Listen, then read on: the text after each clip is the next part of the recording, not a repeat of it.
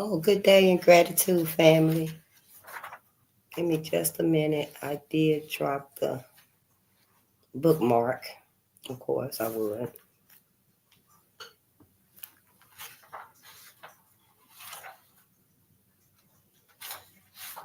I hope everyone had a wonderful day today.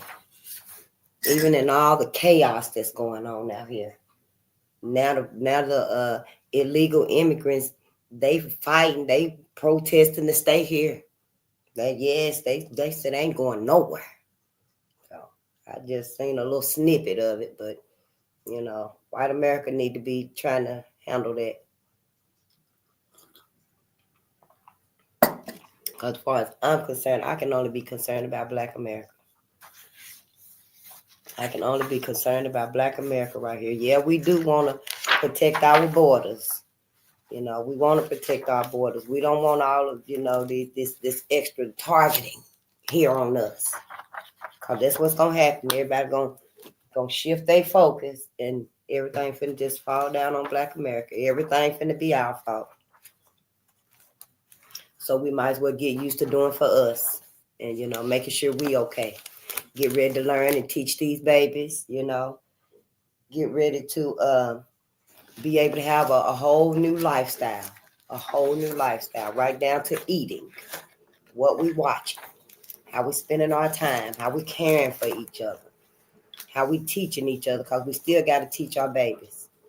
No matter what happened with, when Trump does his inauguration, and I don't really follow all that stuff. I think it's on the 20th or something. When all of that is done and the I's is dotted and the T's is crossed, Black America, we still got to keep the focus. And, whatever they finna renege and yank back, we still got to keep our focus. Get with like-minded people like us, that we can trust. There's still plenty of us out here that we can trust and start to build for ourselves and stuff. We just got to do it. And I guess it's okay if y'all need to have your allies and, somebody that can help you get your stuff together. But be sure you got your boundaries. Be sure you got your boundaries. And I am Face the Nation. We are on Bolden Unchained, and we are here tonight, last night, and tomorrow night. For the assistance, we are here to help and assist Black America and Black media with the uncovering of the many and the condemning. Because we ain't here to just uncover it and forgive it. No, we're here to uncover it and condemn it. There's hardly any forgiving here. Hardly any forgiving here. And the forgiving that is given is for our ancestors. So, we're here to uncover and condemn the many agendas, events, projects, operations, bills, laws, codes, acts, compromises, experiments, the many studies, and they got so many out here and stuff. Plans galore. I don't see how they even pulled off studying for anything else. But then everything else, really takes the focus off of them studying on Black America. But yeah, Black America, we are the leading study, consistently.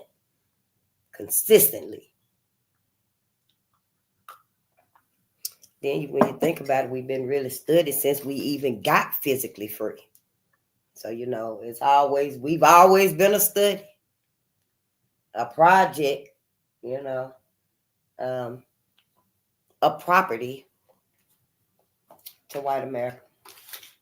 We are in a new awakening, so we as a people collectively, we are looking at this, at us, at our history, our situation, today and then, and tomorrow. We looking into what our future is going to look like as an unhealed people. And we looking through a spiritual lens today, here. Say that here, right here. We looking through a spiritual lens, a lens of loyalty, resilience, and education, because we need to know who are we loyal to. Black America is 2025. We need to know who are we loyal to. America might get in a rage because Black America has decided we're not going to this new march on January the 18th. Yeah. Us sisters.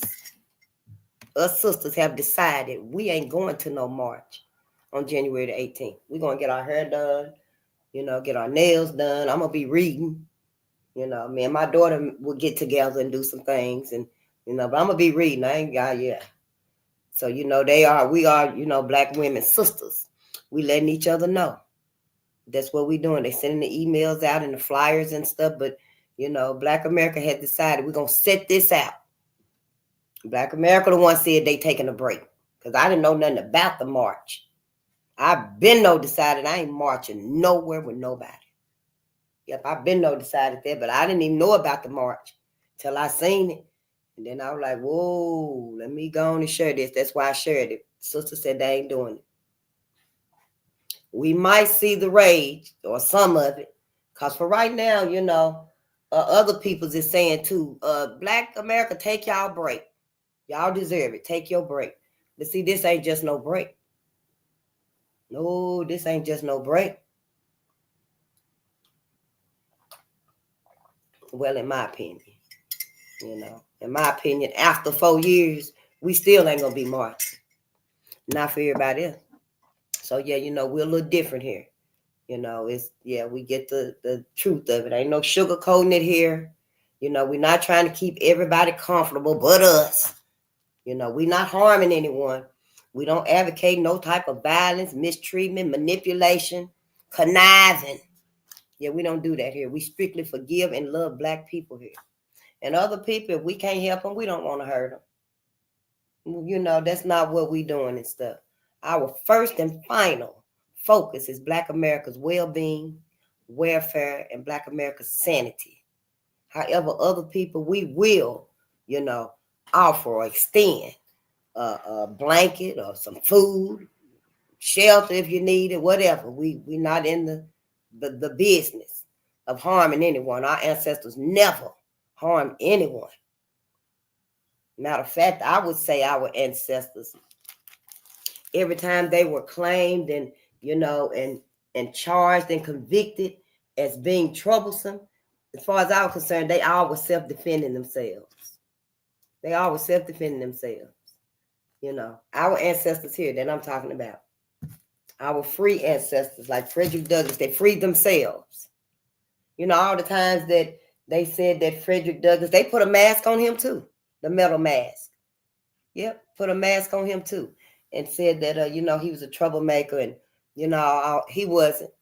He was fighting back against those masters that was trying to beat him. And remember that one, they sent him to the backbreaker. They break the slaves and stuff because they so strong, so they got to send them off so they can break them down. And he couldn't break Frederick Douglass down because he had been working and stuff. He was strong now. He was a young man now. And he beat the hell out of that white man. They were going back and forth, and he was just so tired. He just said, "Gone. Don't do it again." And Frederick went on with his head held high because he know, yeah, you'll never beat me again. None of you. And that man, he didn't never tell nobody. Because if he did, then they would have been like, hell, you ain't beating me either. So, I do give my benefit of the doubt to my ancestors that, they were defending themselves. I know we got some hotheads out here and some weaklings out here.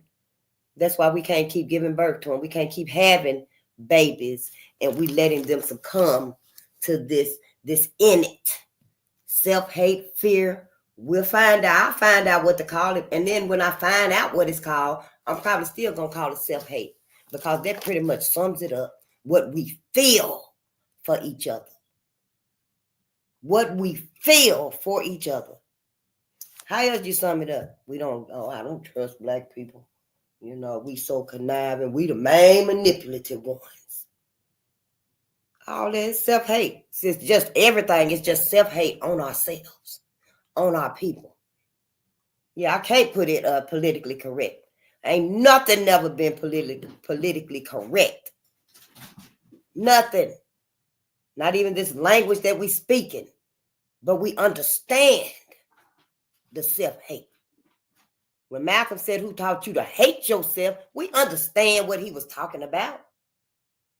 Yeah, it's worse today. I mean, it is worse today.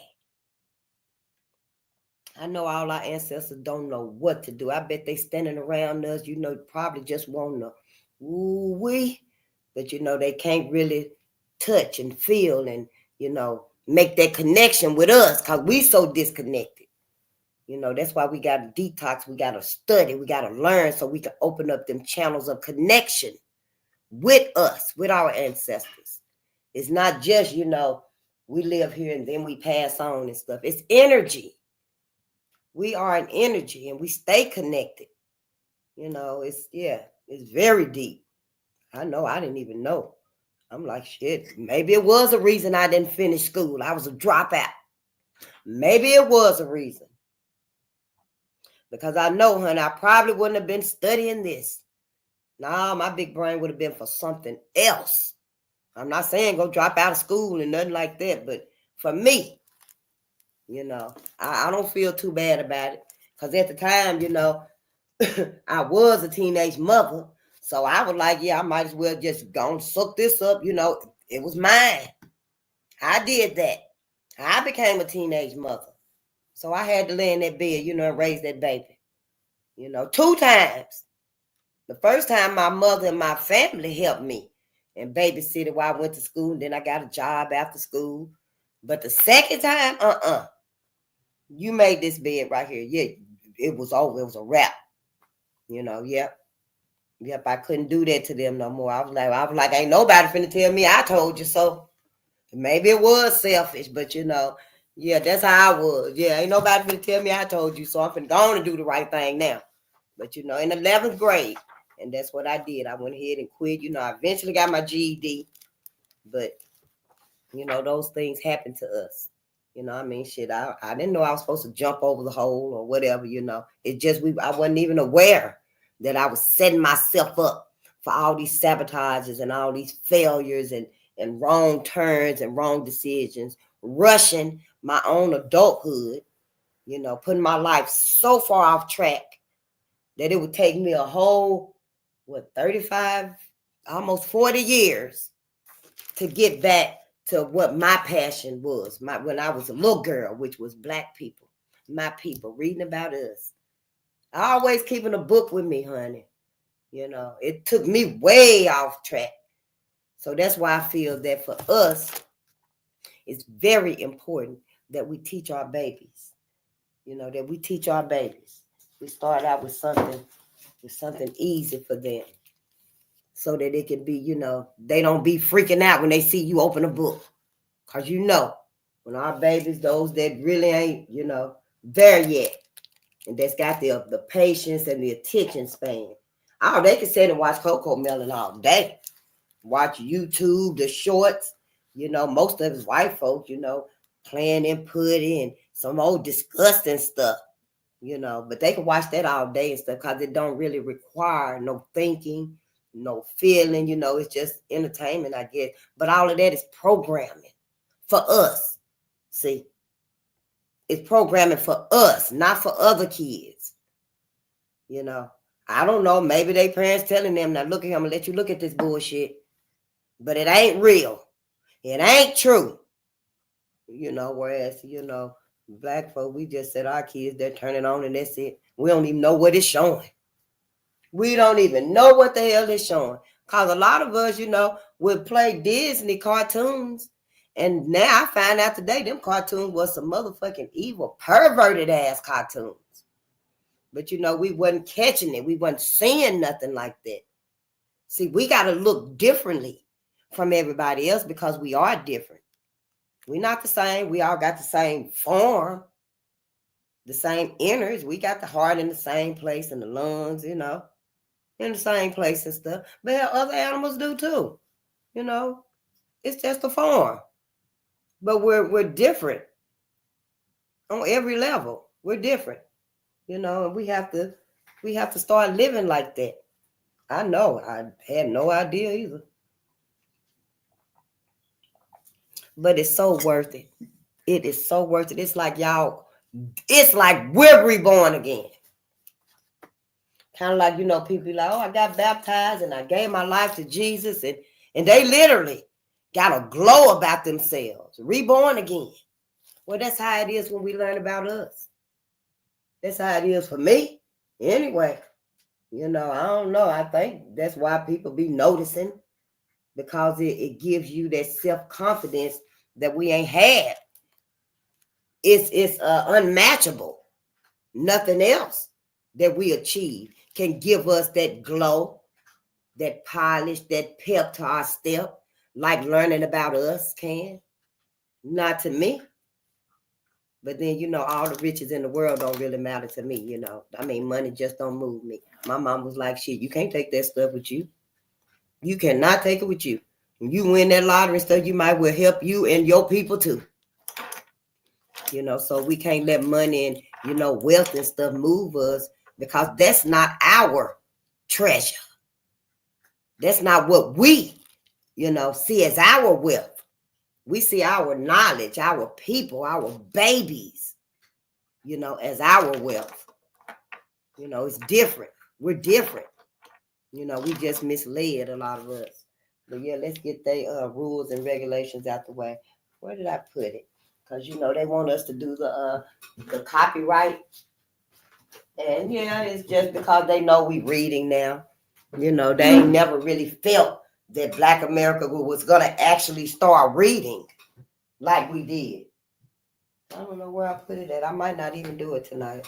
I don't like to break the rules, though. But, yeah, they never really thought that Black America was going to take out reading like we did. I don't know who it was. I'm sure if we look hard enough, we'll find it. But somebody was like, oh, whoa, they reading now. And we don't put everything in books. Let's make it a little difficult for them to get to.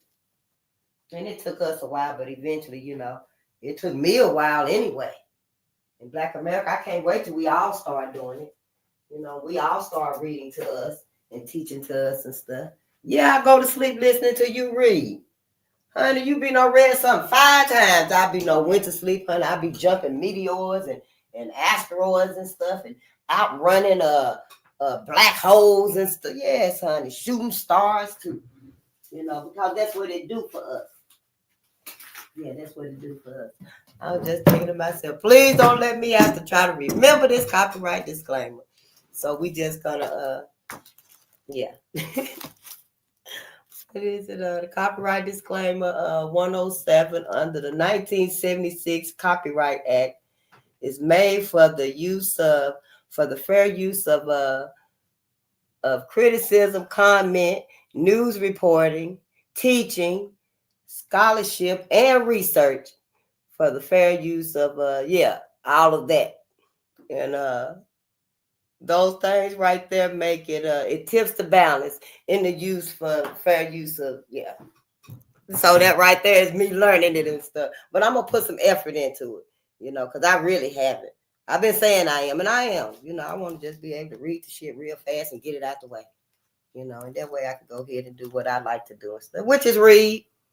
Reading is like, my first love next to music. I really love music too. They about the same, But yeah, because I do everything to music. Study, clean, everything. Cook, and I love my mama music. I was born in the 70s, so that's the music that I love, because it make you feel good. Yeah, you right, DSB. Yeah, we need to, support each other and stuff. What else can we support? What else is great for us? I can't even think of nothing else great for us. Because here, all the people that I see, because I really don't know any wealthy people like that. But all the people that I see with that's financially free, hell, they miserable.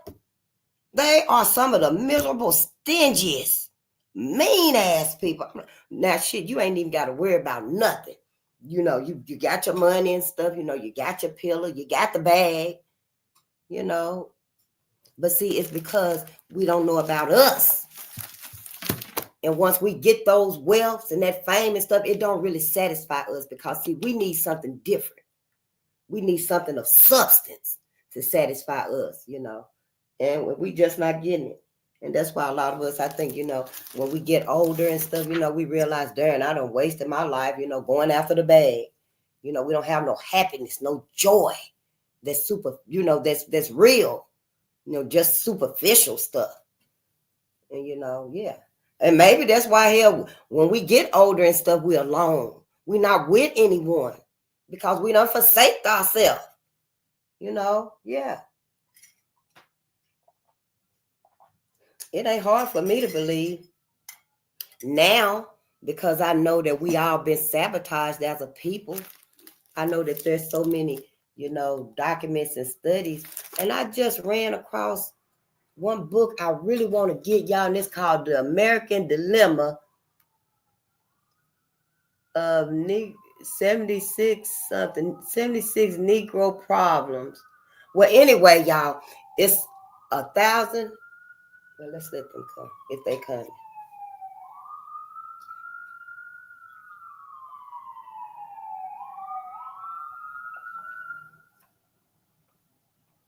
Yeah, like he stopped right here. Y'all, it's 1,400 pages of genocide. Yep. I think it's actually 1,406 pages of genocide. And so I wrote it and stuck it on that wall over there because I sure want to see it. Yep. And I do have, don't forget Project 2025, y'all. That's like 900, I think it was 933, 35 pages. I just, had found it and sent it to my email or somewhere I did. But yeah.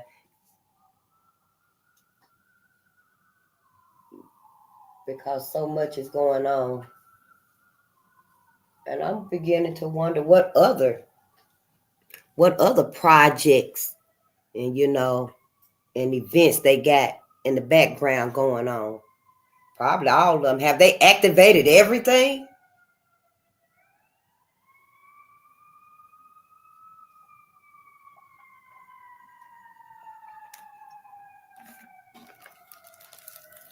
Well, sometimes it seems like that's all we ever gonna be hearing is sirens and stuff.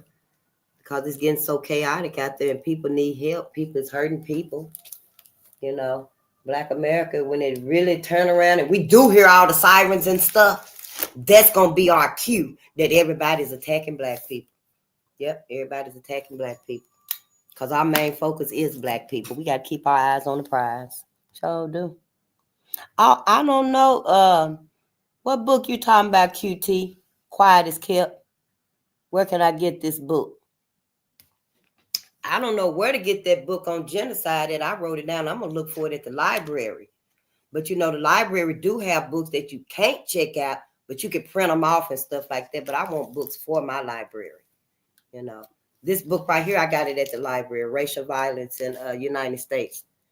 And we did read Racial Violence in Kentucky, 1865 to 1940. We read Red Summer. That's our book.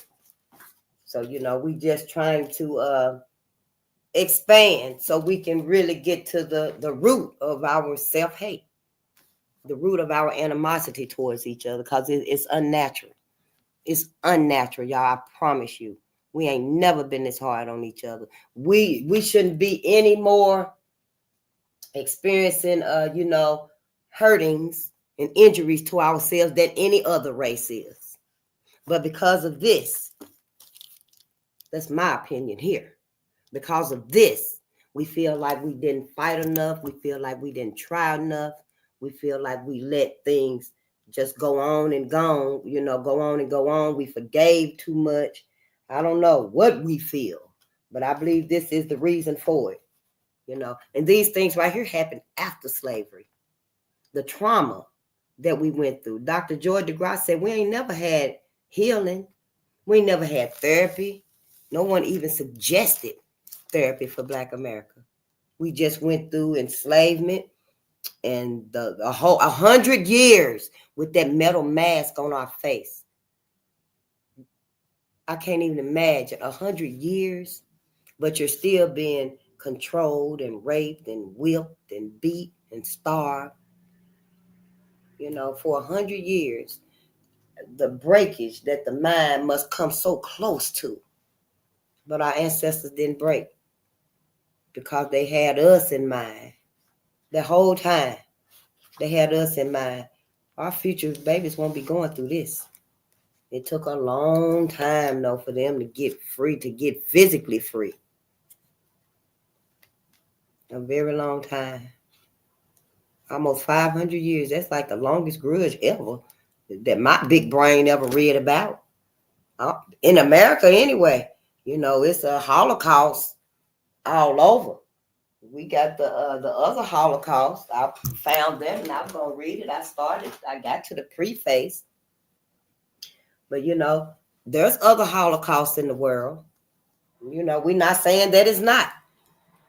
But the difference is other folks can make sure their Holocaust never happens again. No one ever forgets, the traumas that they went through. But us, Black American, it's like, get over it, shit. It's been so long ago. You ain't getting nothing. Don't ask for nothing. Y'all asses is all right. Treating us like their ancestors did.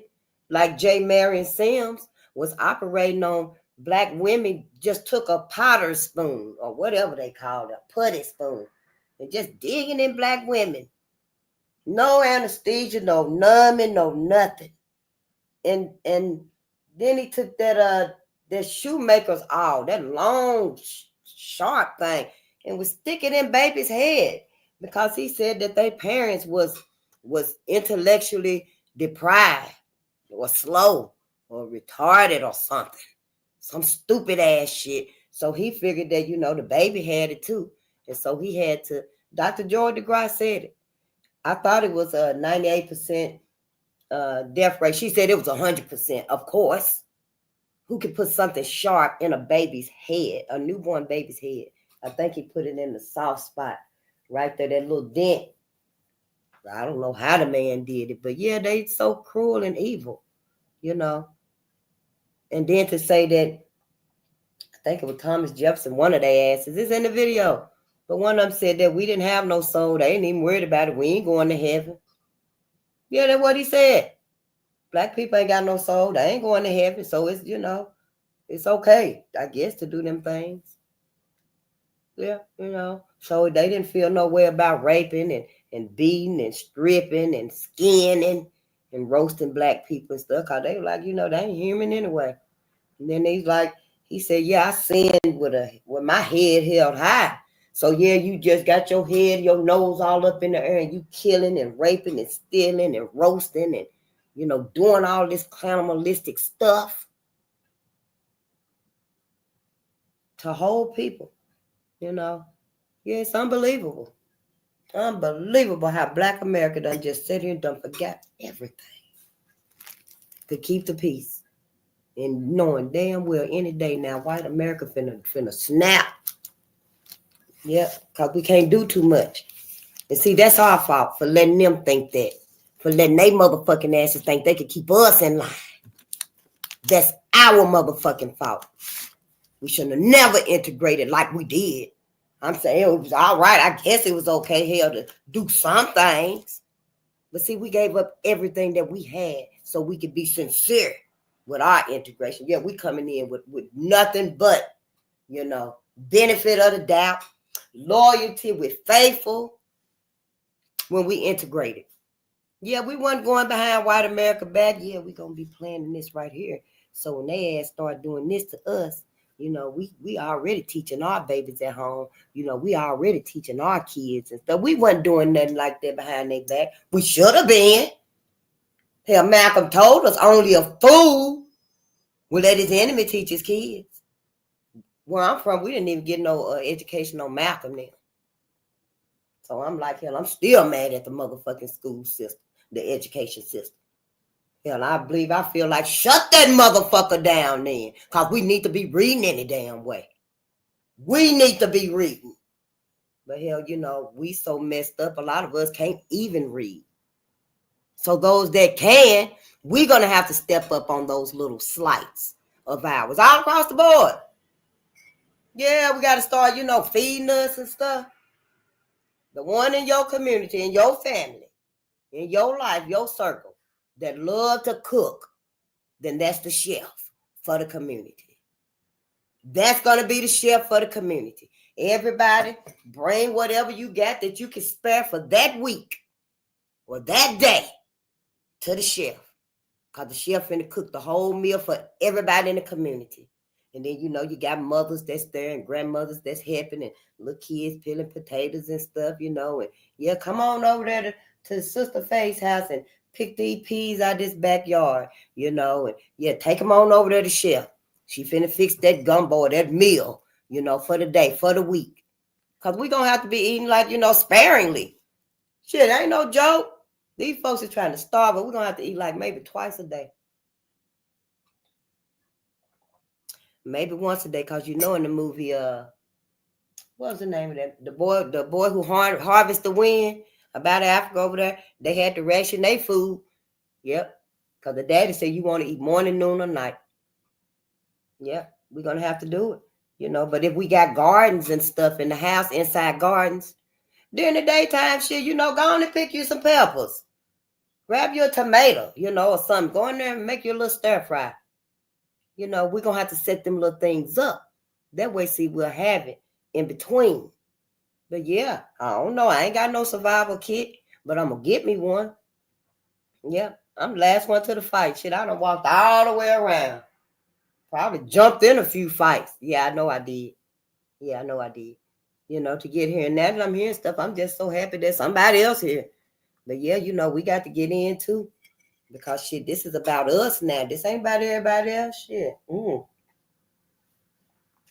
And we gotta be confident in that. What's wrong with it? You mean tell me now, everybody, oh no, don't you start being for y'all now, Black America. Don't y'all start caring for y'all now. That's how they trying to act. Yeah, that's how they trying to act. But honey, yeah. Look at that. My people. Yeah, Muhammad Ali said that no Chinese, Korean, Vietnamese ever called me nigga. Yep. So I don't eat nobody's food but mine. Yep. I don't trust nobody but my people and some of them.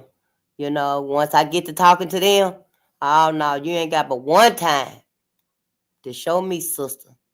And brother, that you not on my ancestor side, you not on our ancestor side. See, that's the drawing line for me. Yeah. And I can tell you're not going to be on their side when you get to playing all that old bull crap music and watching, Green Acres and the Waltons and all that stuff. I already know your attention ain't even on what my attention on. So, it's very easy for me to be like, yeah, we ain't going to cross that threshold because I'm not going to be around you. Times is different now. Things is different now. In Black America, if we it's okay to stay like this, then hey, that's on you. But Black America ain't staying with you. No.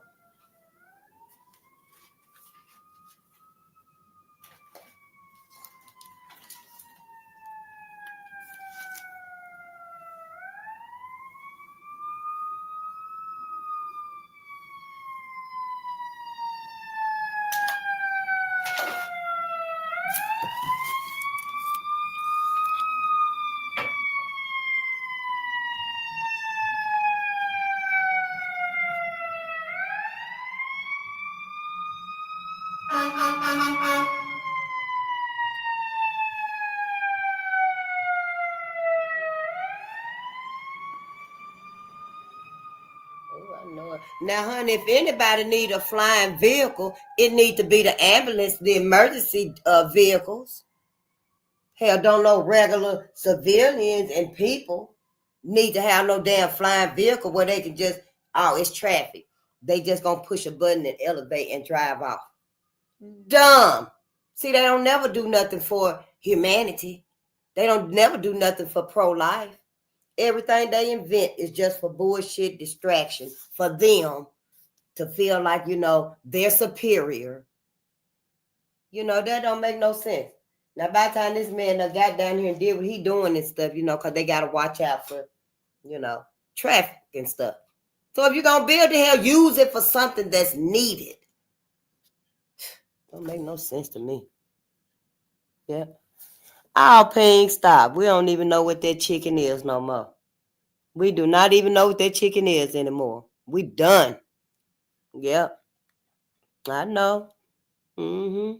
All it was, people just had to be sincere with us. Wasn't nobody trying to be sincere with us. So now we being sincere with ourselves. Black America. And y'all, it's so great. It's so wonderful. It really is. I cannot explain it, how wonderful it is. Honey, it's unmatched. Because we've been waiting for this for so long. We've been looking for everything to fill this void up. Relationships, degrees, money, clothes, fame, shopping, food, traveling, just trying to get higher and higher and higher. When what we really needed was history of us. That's all we really needed. We need to learn about us. That's all our babies need. We start teaching our children and they start learning, oh, honey, their eyes gonna light up every day. Every day they gonna be so creative. They mind, the big brain just gonna turn on. Yeah. And you gonna see it in them. What you thinking about over there? Ooh, tell me when they say what we gotta do about these robots, cause shit. I'm like, yeah. Shit, y'all see me like here. There goes Sophia. You know who it is. You know who it is. Because on that note, with these robots and stuff, they said they got them in the bigger cities and stuff. But I'm like, shit, as soon as I see one, I'm telling everybody, oh, let's go. We're leaving. Shit, you better get your necessities right now, real fast, or get them somewhere else. I don't see why people haven't done it. Why people letting us just go with this new AI technical thing? Is it because Black America is going to be, used to target Black America? Hell, don't they realize that's going to get them too? Do they not recognize that's going to get them too? The whole thing. Now, I know some of it ain't. Like,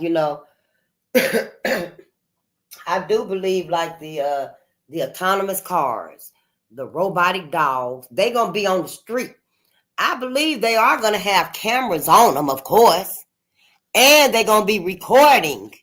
They're going to be getting your gait, the way you walk, the way you talk, probably, your temperature. Ain't no telling what all they're going to be able to do. But, I believe all of that will be used against Black America. When they see a white person, it really ain't going to go through that diagnostic, critique of the white person. But the melanated person is going to show up. And that's what it's going to analyze. Send that data or store that data or whatever. I don't know. I'm just like, whoa. It's right there in our face. I might be off a little bit because I ain't never thought like these people. See, we ain't never thought like these people thought. And our ancestors, they did. But see, they didn't think we were still going to be with them. They didn't think we were still going to be under white America like we are. But they would have told us. Yep, they would have told us if they had any inkling that we would have still been up under them. Yeah. I don't know. I'm not saying like Martin Luther King now.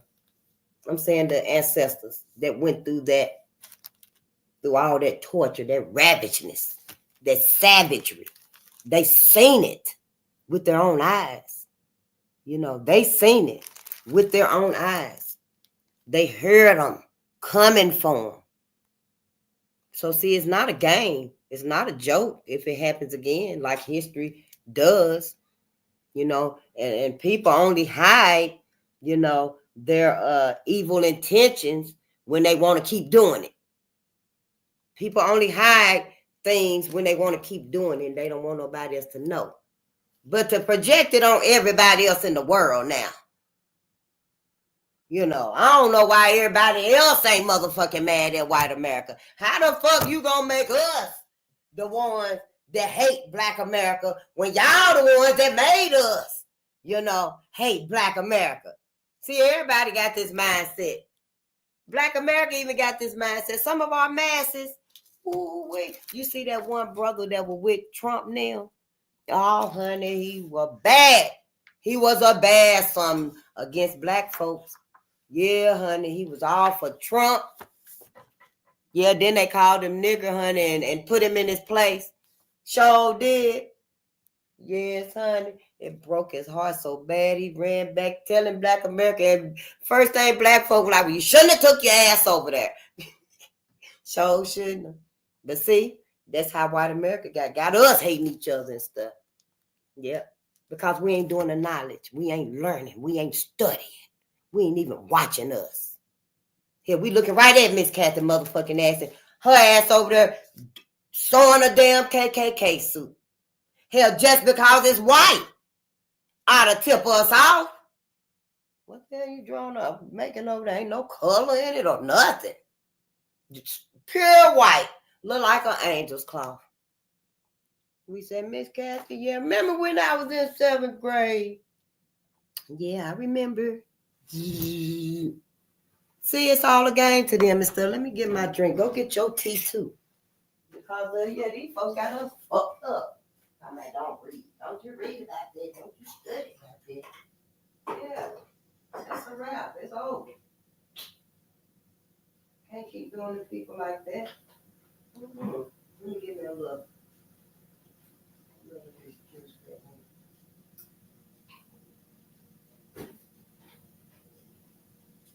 Yep, everybody know it.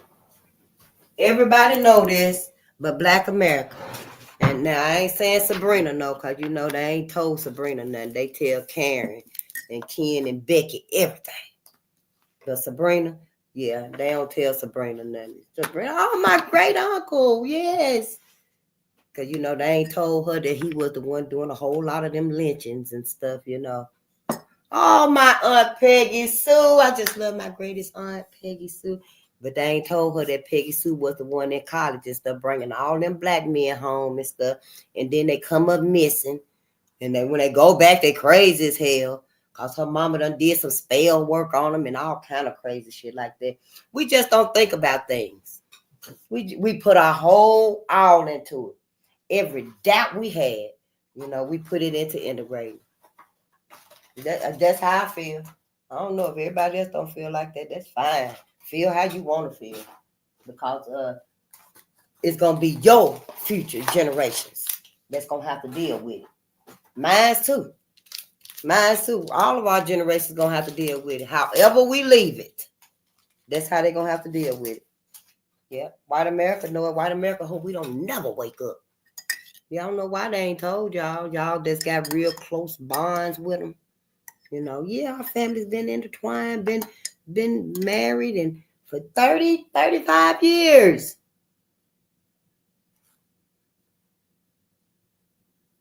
Ain't nobody said a word. Because when you think about that little white man that was talking about when he was a firefighter and they used to leave babies, they all did. He said that's how it was then. And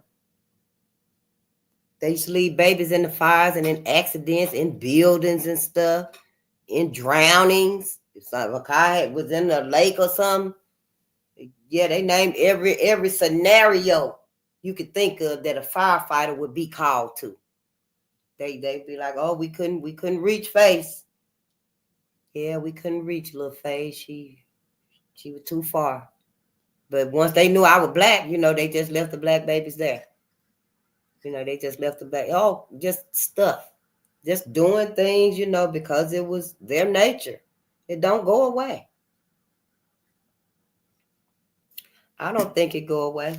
And I think, you know, I do think for white America to be sincere, those that do know, you know, and in situations where they didn't tell Sabrina, but the black man knew, his family knew. I'm not saying he personally knew, but his family know. Our families remember. We remember and we know. We remember what happened. What gets me is that we don't never say it. We let it happen. We don't never keep their memory alive.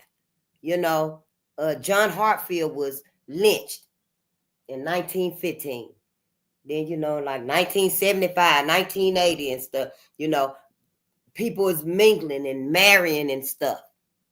Because somewhere along the way, black people feel like, yeah, we can't talk about it no more. We're going to have to just forget about Uncle John, and time moved on and we forgave and we forgot. And, and then such and such ended up with a white lady or a white man. And then there were babies. And then, somebody else in the clan, the family, in the village ended up with that same race of people, white people. That's who we're talking about, white people. Ended up with white people, and then there's some more babies and stuff. But all along, we forgetting about John Hartfield. We forgetting about Jeff Brown. We forgetting about William Mosley. We forgetting about everybody in those families that were lynched. Ike Fitzgerald. There's so many names and stuff. That's like, everybody that's in this book right here. We just forget about all of them because times have changed, and we keeping the peace, we mingling, we marrying and stuff. But that's doing a huge disservice to us. That's doing a huge disservice to us. And that right there is what let white America know it's okay. They're fine. They're fine. They don't need any healing. They don't need any recovery. They forgive us. They don't have any animosity, but they scared as fuck of us that we are gonna, be like, oh, we can beat y'all asses. But, we ain't even like that. We the most forgiving people. They probably didn't even really have to beat it in us, and trick us with the Bible to forgive. But see, even that was diabolical because they got us forgiving them that did this. We don't forgive those of us that suffered this. Ain't that crazy?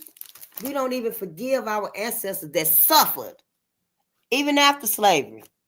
Yeah, Hank. Have you been babysitting white people? No, but I sure been thinking about their asses.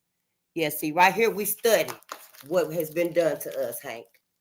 We trying to find out why this animosity in Black America, against Black America. Who taught you to hate yourself? That's what we do here. We reading. I just got here. Yeah, I just got here to the fight. Vernon John said, Black America, you see a good fight, get in it. There's no better fight, Black America, for us to be in. We done been in every fight for everybody. We done been in every fight for everybody. And I done told y'all I'm terrible with the chronological order. So, yeah, you need to get your math classes so I can be one of the first ones there, and I can learn so I can do my part too, as efficiently as I can, see, because I'm willing to learn from y'all. I ain't got to have no degrees and, no fancy paperwork and certificates and stuff. I don't need all that stuff. Hell, it ain't going to do nothing but brainwash me and sway me to not talk about what I want to talk about. But now I don't reach my personal freedom. This is what I want to talk about, us. Why we can't be together. Why we can't be together. Why we can't help each other. Why we can't build and grow. Why we can't elevate. We always got to be traumatized and fragmented. And that's how everybody want us to be, it seems. But not me. Not us. Yeah. So you see, yeah, we here for a different reason than everybody else. Yeah. And it's my decision. And I say we ain't forgiving nobody but our ancestors. It's my decision. You do forgive me and stuff, keep it to yourself. And you sure can leave anytime you want to. The windows and the doors open. The attic too, shit. Get on out of here, shit. Yeah, that's how it is here. It's all about our ancestors. Ain't about nobody else, shit. Hell, you ought to be mad at everybody else. Hell, some rank of people should have stepped up and said, no, we ain't gonna let y'all do this to Black people no more. You done did it too much. Now, all of us, it could have been any one of the other races. Could have said, all of us coming together, we finna give our vote to Black America. Help them get their reparations. Ain't nobody, it didn't even have to be the whole people. Could have been a few people of them, a few people of them, a few people of them. Hell, everybody done took something from us. Shouldn't they at least try to give us something? Seemed to me like hell, shit. Hell, if I done sit there and did all of that to you, I can at least do a little bit and say, hey, now we done did wrong. Let's try to help them out a little bit. But no, everybody's okay keeping us down here like this. So see, we ain't really got no choice. Nope, we ain't even got no choice. So don't. Cause when they start putting them implants in people's heads and stuff, they can do it by volunteering now if you want to. Cause they getting that chip. Look like a little piece of rice, y'all, in the wrist, right there in the hand. Right between the thumb and the forefinger. And you can open your door and, turn off the light, I guess. And pay for your food and stuff, yeah. You ain't even got to use your hands no more. That's white folks with that bullshit. Don't never want to take care of their damn self. That's what it is. Don't never want to take care of themselves and their kids and cook and clean. Always want somebody else to do it for them. Always motherfucking want something. That's why they want all these robots. So we want the robots to cook for us, clean for us, drive, fly the airplane, make the drink. Oh, let's have sex. They ain't got robots you have sex with. Anti-life, Black America. When are we gonna understand? The anti-life. Shit, hell, I just got here and started reading and shit. Because we all knew about slavery. A lot of us knew about slavery and we knew it was bad. But there was slavery. We knew about slavery was bad. All slavery was bad. But after slavery, that's like when they turned it up a notch, 3-4 notches. I guess it was the chase. I don't know. White America ain't never told us though. Yeah, it is worldwide, but we talking about America right here. We talking about Black America and white America right here. Yep, it is all over the globe. Yep, Black people, we can't go nowhere. So, but not if you do, you better recognize remember how everybody else is thinking about you. Don't forget yourself. Just because folks show a little kindness to you and stuff, because you know the language a little bit and maybe, you can show appreciation for the culture. That's fine. People supposed to be cordial to each other. Hell, it ain't but one planet, But Black America, Black people, when you get to traveling, and you forget, that's when folks turn to your ass, and let us know. Now, you ain't really welcome here now. I mean, we just got to start looking at it like it is. We ain't got no friends. I mean, because if you call them 1,000 garden snakes, you going to be around 1,000 garden snakes. We laying down in the grass and reading, got our feet propped up, looking at the skies and stuff, and the 1,000 garden snakes, they just all in the field, climbing all over, and some up the trees and swinging out of trees and stuff. And we ain't even thought about the boa constrictors, the rattlesnakes, pythons, all them other dangerous, toxic, fatal snakes.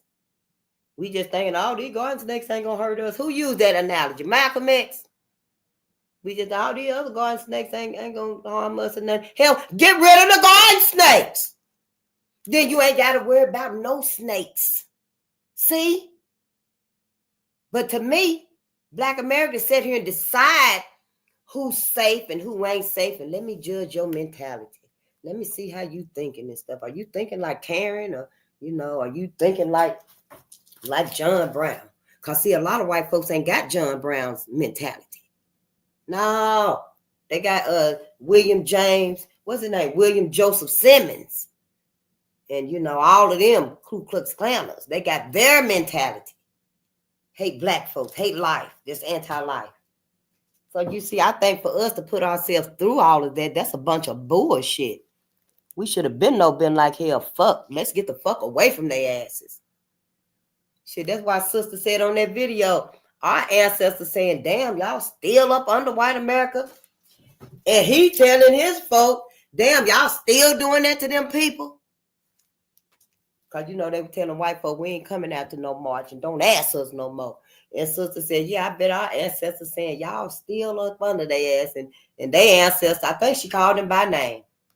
They said, damn, y'all still doing that to black folks. See, we got to get ourselves away and up out from under these people.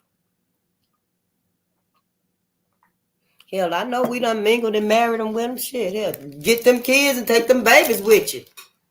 Shit, hell, when they get that rage and savageness to them, shit, they don't give a damn that it's one of this they baby too. Shit, we mad at the blackness in that baby. Shit, it just come a point where here we gonna have to use discernment. When it come to it and shit, Black America, get your babies when you leave. Hell, I didn't do it. We didn't do it. But damn it, we got to think about it. We think about everything else. And they damn sure thinking about us. So yeah, right here, y'all, we are on chapter 8. We still ain't that halfway in the book. But yeah, we getting there. Oh, and I got some more books for us to read too, honey. Oh, my ancestors. Look, you know how them little romance books used to come in a little bitty thin book like that? Honey, they got books out like that. They were really entertaining themselves. White folks was, honey, called Black Brute and all kind of shit. The Black Beast, and all, yeah. I said, oh, wow, for real? Yep, and I was like, I'm gonna find a couple of these and see how the fuck was they writing? Cause see, they didn't think at that time that we would read like this. And like the black and white movies, those books kind of like black and white books. Y'all, they so old fashioned and stuff. The pages look so brown. Like if you flip it over like this right here, it'll just tear off. That's how old those books are. And when I seen them, I was like, yeah, I would like to get some of those right there. Is there a black Hitler on the North American continent? Do you see a white Hitler anywhere? Oh, honey, I don't even know what you're talking about. So don't. Black Hitler, he ruined it for you. I don't know. But whose side are you on? Massive assault upon the accommodative structure and the violence of the 60s, 1955 to 1969. And Negro disillusionment with the outcome of the Supreme Court school desegregation decision grew in the latter half of the 50s. Black people began to turn to more direct confrontations with the accommodative structure. Sit-ins, boycotts, and marches began to emerge as modes of direct protest action. Some changes resulted, most notably in access to public facilities, but also in some extension of the franchise. This protest activity, much of which took place in the South, was accompanied by violence of varying degrees. Civil rights workers were slain. Sit-in demonstrators was hosed down or attacked by police dogs. Some of this violence is described in the first selection in this chapter, which deals with routine violence in the South. Oh, honey, it was happening every night, every weekend, every other night. It was happening. During the current decade, there have been a number of changes. The most important of these has been the occurrence of very large-scale riotous disorders. Riotous, R-I-O-T-O-U-S. Riotous disorders. These were preceded by a shift of earlier direct confrontation tactics to northern cities, particularly in attempts by Blacks to gain some control over schools and over policing in Black neighborhoods. No one yet knows whether the pattern of urban rioting that began in 1964 resulted from heightened frustration over the too modest successes with direct confrontation techniques, or whether there were indeed tactical decisions made by Black leaders. If the latter was of the case, there clearly was dissension among these leaders themselves. Some of this discussion of causation is included in later chapters. In this chapter, I have included the sections from the report of the National Advisory Commission that treat descriptively the Newark and Detroit disturbances. The final two selections, which anticipate some later theoretical issues, were written by Tomlinson and by Murphy and Watson as parts of a large integrated research investigation into the events, the causes and the consequences of the Watts riot. Routine violence in the South, 1963. Many of the reported cases of beatings Many of the reported cases of beatings were in some way connected with the movement of Negroes to eliminate segregation. Thus, demonstrators were the main targets of those opposed to their activities. Prominent among those opponents were officers of the law who were brutal before, after, and during arrest. Cases of such brutality before arrest might be cited at Plaquemine, Plaquemine, at Plaquemine, Louisiana. At Plaquemine, Louisiana, mounted police and state troopers scattered 150 Negroes with electric cattle prods. You know them things that they shock the cattle with so they can move?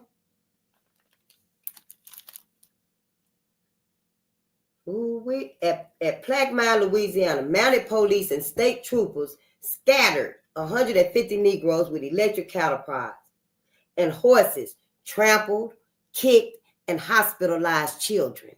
It is reported. It happened.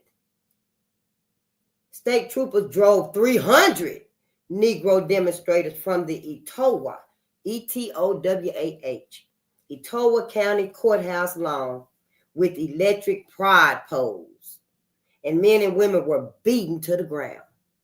In Birmingham, the police used dogs and high-powered water hoses to disperse groups.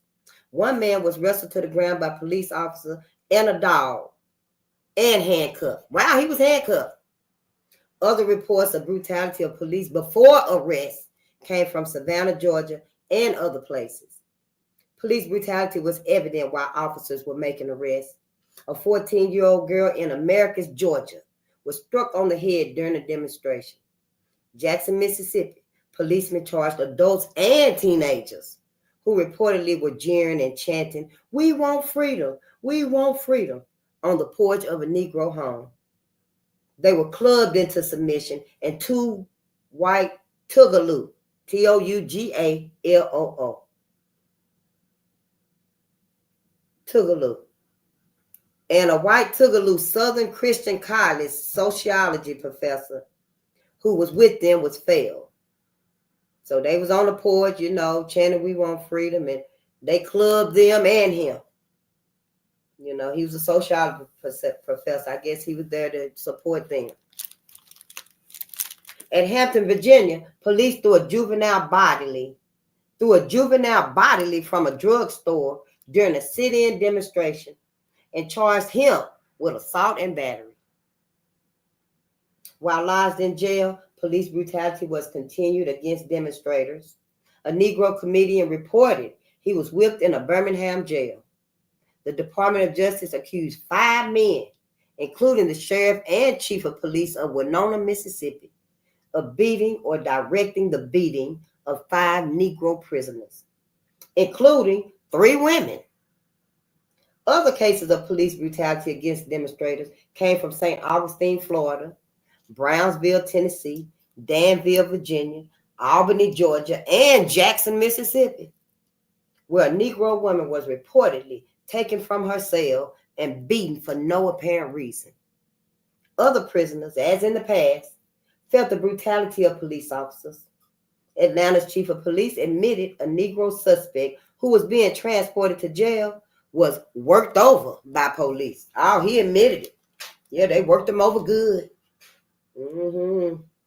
A man accused of stealing a car at Lebanon, Tennessee, was beaten in the face with a lantern by the sheriff.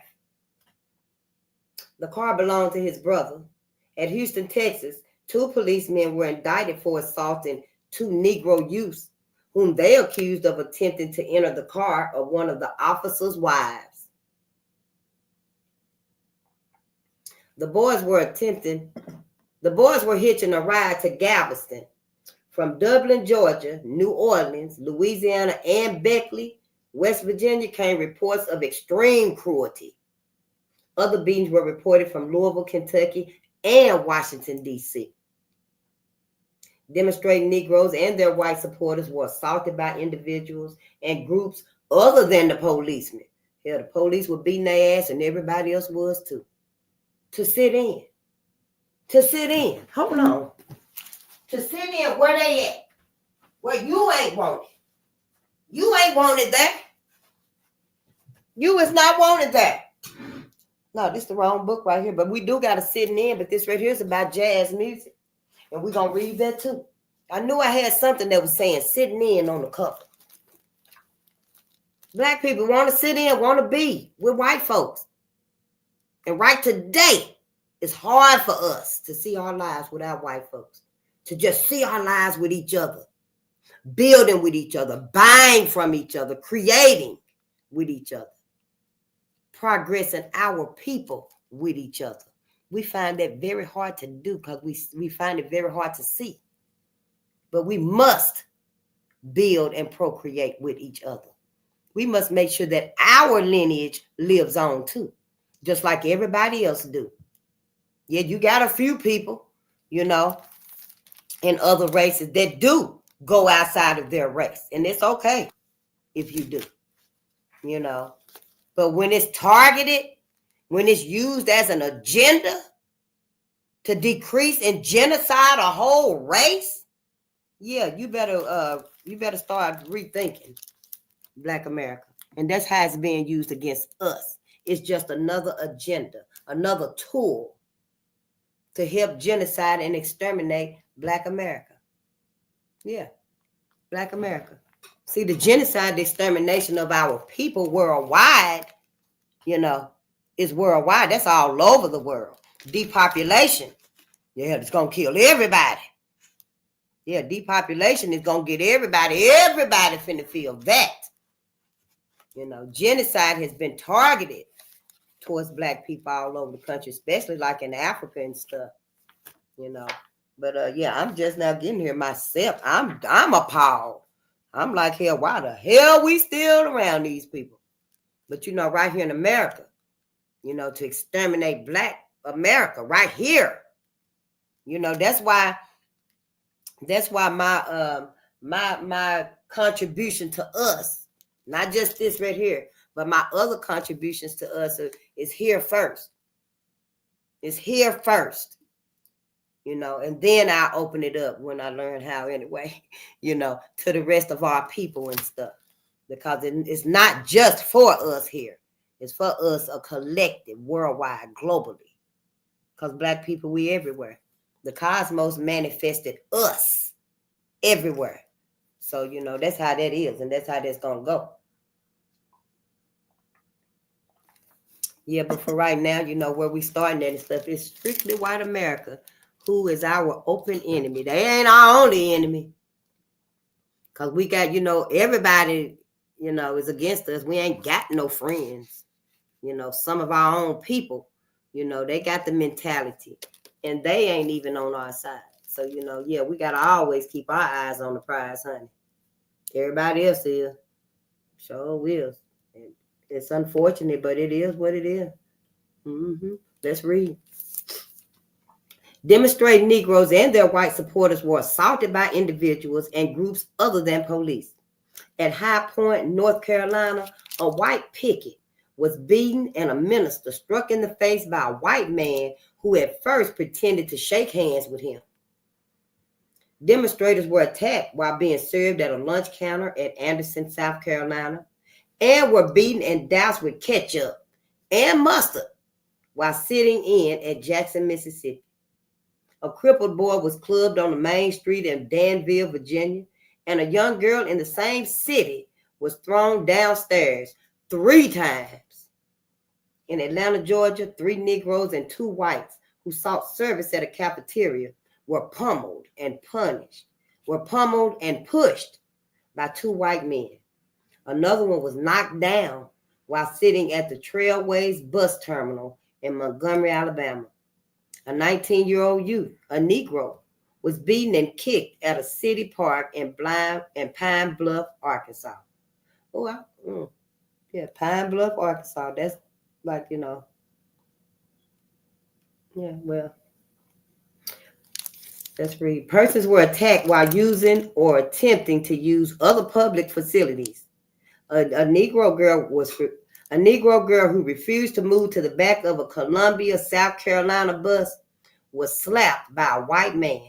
A bus driver attacked a minister while he was en route to Griffin, Georgia. A minister. In his minister thing, you can tell they're a minister because they got that little white part right there on their tie. I mean, how disrespectful can you be? So what are they asking for mercy from? Since we want to forgive white America for everything. What is we giving them for?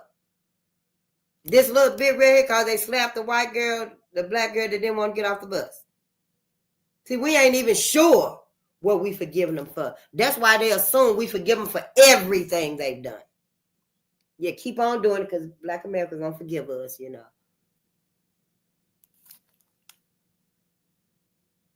An 18-year-old girl and 3 companions was beaten up by whites for refusing to leave the white waiting room at a Macomb, Mississippi railroad terminal. Another was beaten for trying to use a white restroom at Clarksdale in the same state, and in addition was arrested for disturbing the peace. 2 ministers was beaten by a white mob for trying to enter the Anniston, Alabama library for whites. Other persons were beaten while attempting to vote or while helping others to register to vote. Such beatings occurred in Brandon, Mississippi, Americus, Georgia, Selma, Alabama, and many other localities. The Voter Education Project, sponsored by the Southern Regional Council, released on March the 31st a chronological listing of 64 acts of violence and intimidation against Negroes in Mississippi since January of 1931. Yep. 1961. Yeah, because, you know, I was thinking about 1961. I was thinking about 1861. 1831 to 1861 was when Robert Purvis put 1 slave every day on the Underground Railroad. Yeah, that's what I was thinking about. Every time I see 61, I be thinking about him and stuff, you know, how they really fought to free us from physical slavery. And they did. Yeah, because if they didn't, we would be enslaved now, y'all. How would y'all feel? How would y'all feel? Yeah. Now, don't be getting against each other and stuff up in here, honey. Because I don't agree with half of nothing what y'all saying anyway. Yep, how you know our ancestors is in heaven with these same people right here? They might be in the afterlife. You probably just getting here, or you would have heard us read about what William Joseph Simmons said. Yeah, see, and I've been asking y'all, you know, somebody lying. What's your name again? Buckhorse? My brother, I guess you a brother. But I want to know who really in heaven. What's really going on up there? You know, because this man right here, honey, he said that he had visions of white men. I'm trying to find it. It was in this book right here, Red Summer. Red Summer. Yep, you could Google it and Google the pages. It's page 64. Yep, I don't know what chapter this is, but it's page 64, Red Summer, by Cameron McWhirter. And this is what he said. He said he formed the group in response to a spiritual vision of robed horsemen galloping across the sky. A whole bunch of white men. They had on their robes. You know, he talking about the Ku Klux Klan outfit. And they galloping across the sky, right? In heaven. He the one said this. And so he said he had the spiritual vision of robed men galloping across the sky, followed by a vision of a map of the United States of America. Simmons established the Ku Klux Klan. He revived it. He revived the Ku Klux Klan shortly after seeing Birth of a Nation, and he was hearing about the notorious lynching of Leo Frank outside of Atlanta. Yeah, so that's what's in heaven. That's what he saw. And then it was on Thanksgiving night in 1915. Him and some of his friends, like 15 of them, they went up to Stone Mountain in Georgia on the outskirts of Atlanta. And, you know, he had a ceremony that he done wrote and everything. And that's where he revived the Ku Klux Klan, because he had the vision of white men on their road, on their horse, with the Ku Klux Klan on. And who was that we were listening to earlier during our noontime lesson that said they ass had the horses in the Klan outfit too? Miss Kathy motherfucking ass was sitting over there sewing they goddamn robe outfit with the hat and the horses too. Sure did. And the horses had on the Klan outfit too. Now you tell me that it's just a passing fancy. It's just a passing fancy. See, we got to start thinking. Nothing can't be too far from wrong. Except for when you thinking like these people were thinking. Oh, but that ain't all he said. No. So he started the Ku Klux Klan, and you know, and that's where he got his power from. He called the Klan his child. He saw the Ku Klux Klan as his child. That was the baby that he brought to life, because he revived it. You know, the Klan wasn't really, you know, I think they were like being dismembered or disbanded or whatever the word is and stuff. But he the one revived it. And whoever we were listening to earlier, because I forgot, but they said that Klan, it took off.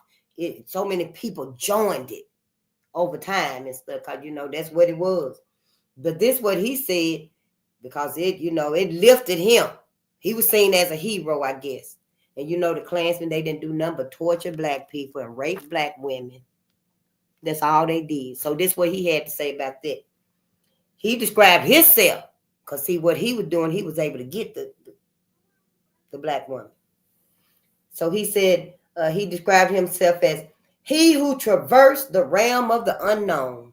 And we discussed this at noontime too, when I broke it down, what he actually meant. Because I was like, what does he mean? I thought he was talking about the skies and stuff, the cosmology. And he was, but, you know, it was kind of different. So he described himself as he who traversed the realm of the unknown, rested, not wrestled, but rested. W-R-E-S-T-E-D. See the wordplay they be using? There's rested and wrestled, you know, yeah. Rested the solemn secret from the grasp of night and became the sovereign emperor master of the great lost mystery. And it clear, I've been thinking about it since we read the book. This was our first book. Then it dawned on me, y'all. He talking about the black woman's body. He talking about the black woman's body. He who traversed the realm of the unknown. Because see, the black woman's body, the black woman is forbidden. The black woman is forbidden. But when the white man is in a position, in his dominant position, in his masterhood, you know, he can take it.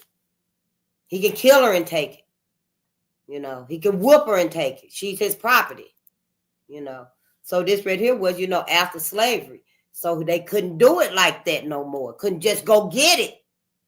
Bust up in the shack in the slave quarters and just yank that man's wife and take her out and rape. Sometimes they raped her right there in front of him. Some of them masters had the gall to rape the man and the woman. Yeah, it's in the books. We reading it now. The self-hate. And this was after slavery, after physical slavery. So you got to wonder, I wonder, is Black America upset, hurt, disappointed, unhealed, traumatized because we feel like, hey, we was not in chains during these times right here. We could have fought back, but we couldn't.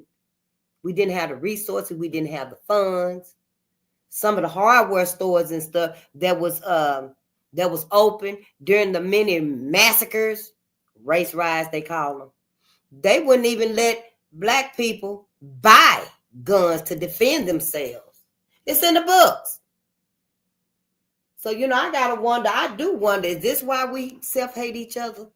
We can't get along with each other because we wasn't able to protect us, you know, like we should have, but we did protect us. Yeah, we fought tooth and nail to protect us. Sure did. That's why we physically free today. Hell, our mind's still fucking chained up, but we're physically free today. But that's what he said. The man that revived the Ku Klux Klan. So, for us to be speaking about heaven and stuff, I really got to ask us, is that where we really want to go? Because to me, with all the reading that I'm doing and learning, I'm pretty sure I'm not going to trap my ancestors in heaven, because they done told us already. Now, don't be lying and contradicting. They done told us that everything is forgiven, except if you kill yourself. God won't forgive you if you kill yourself. Hey, that's how I learned it. I'm sure that's how a lot of us learned it. Suicide is off the table. You kill yourself, you're going to hell forever. But God will forgive everything else you did. So God will forgive all of this right here. God will forgive all of this right here. And, and everybody going to be in heaven together. Is that what the Bible's saying? Is that what it's saying? That everybody going to be in heaven together? And everybody going to be whole, and there ain't going to be no hurt, ain't going to be no anger, no hatred. People going to be healed and not sick. Ain't that what it say? No, I ain't read the Bible now. Y'all already know I done told y'all. I ain't read the Bible. Somebody begets somebody else. And we're going to have to discuss that at a time, at some point, because we need to know who we are as far as them tribes and stuff. Who was it? Abraham, Ham. Oh, that is Ham. You know what I'm talking about. We open to study it and stuff and to learn it. Everything that's got to do with Black America. Yeah, we studying it all, but we starting right here with the most traumatizing hurt. I mean, to literally know that, John Hartfield was lynched and his body lowered on top of that roasting pit for 2 hours. And then his family run out of town. And then when the fire died down, after they done lynched him, cut his fingers off, cut his tongue off, slicing him up and stuff. And, he was hanging up. Then they shot him sometimes and stuff. And they didn't say if he was dead when they threw him on the fire, but they didn't even care if he was dead or not. And they threw him on the fire, but they lowered him up and down on the fire for 2 hours. Then when the fire died out, they took his body that was left, tied it to their truck. It's in the book. We reading about it. It's in these books right here. The other one in Kentucky, it's got a lot of it in there too. The books is telling everything. It ain't like it ain't been out there. So don't act like, hey, I done found something that don't nobody know. Ain't nobody been telling what's done happened. That's the problem right there. And then they tied his body on the back of their truck.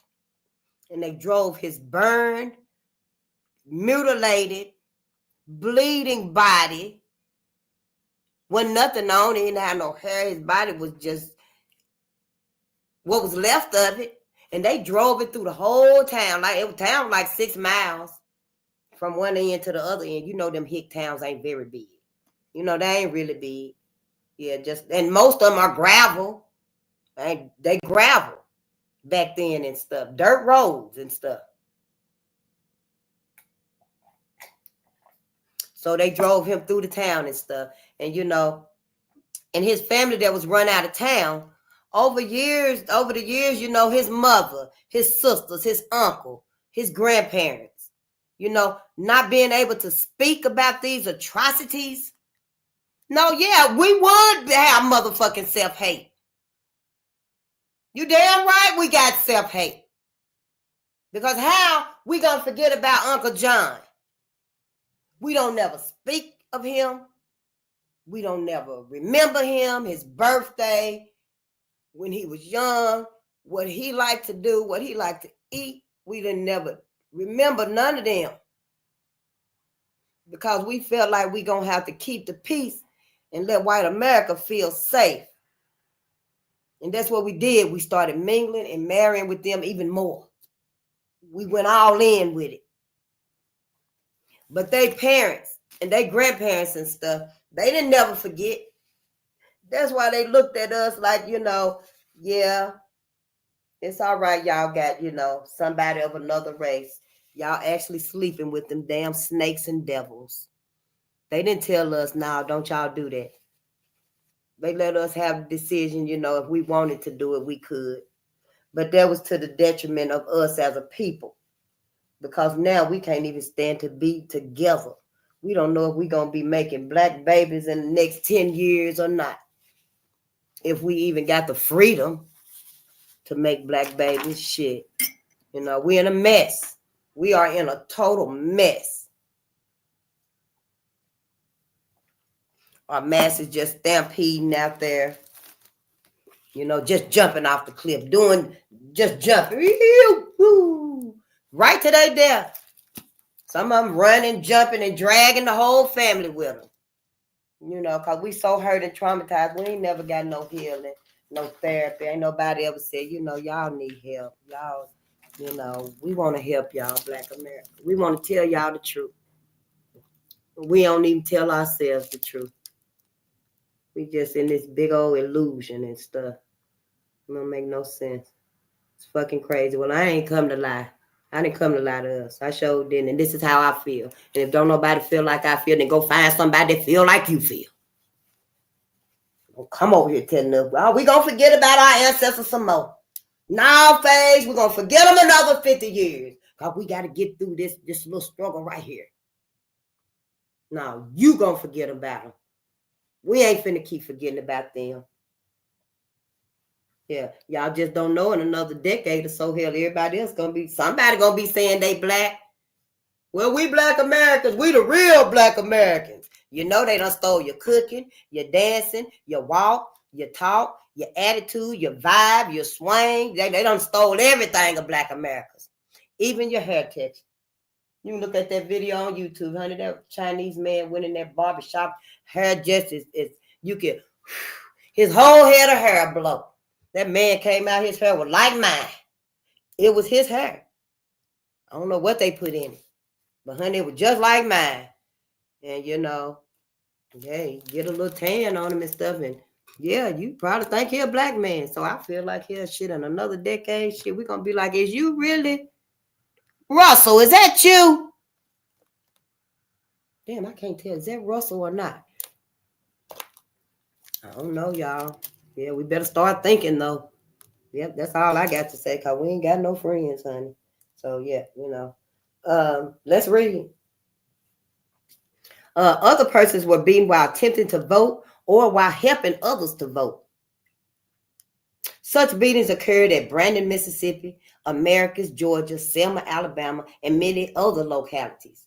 The Voter Education Project, sponsored by the Southern Regional Council, released on March the 31st a chronological listing of 64 acts of violence and intimidation against Negroes in Mississippi since January 1961.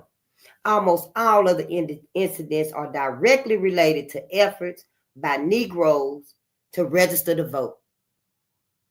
The last item listed is that for March the 27th, when Greenwood, Mississippi policemen and their dogs dispersed Negro voter registration applicants and jailed voter registration workers.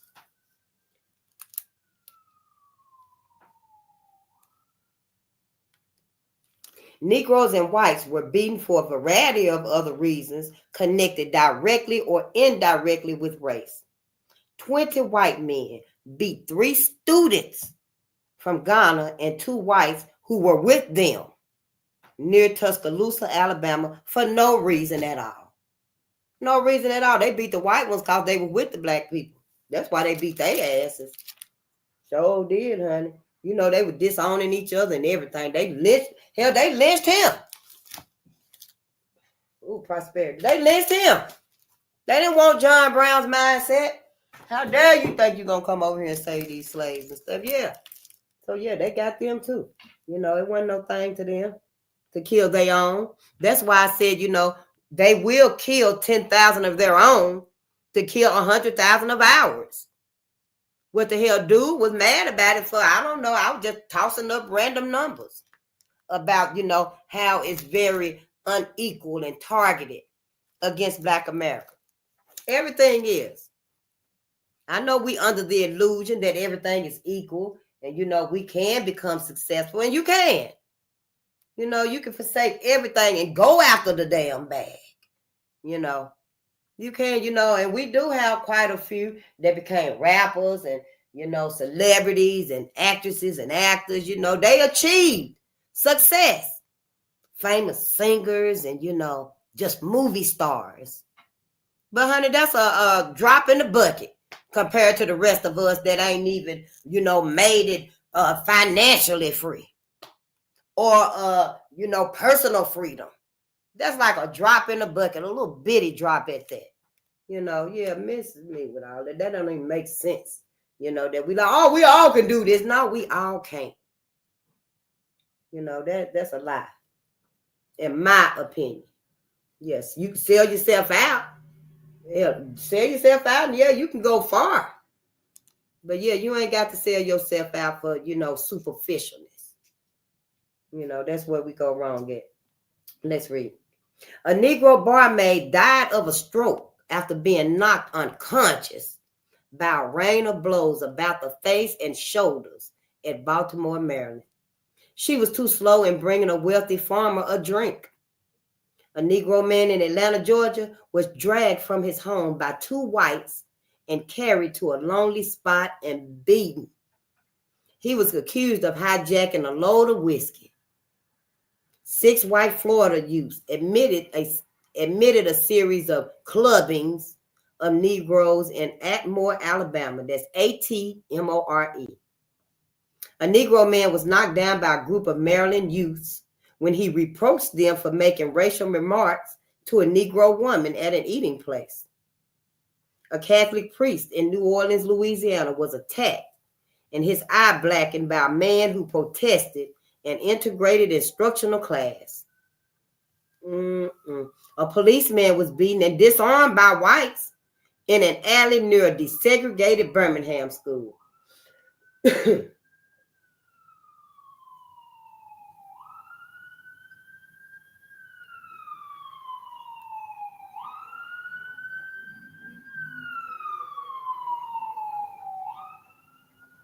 We do stop out of respect for the sirens when they come through.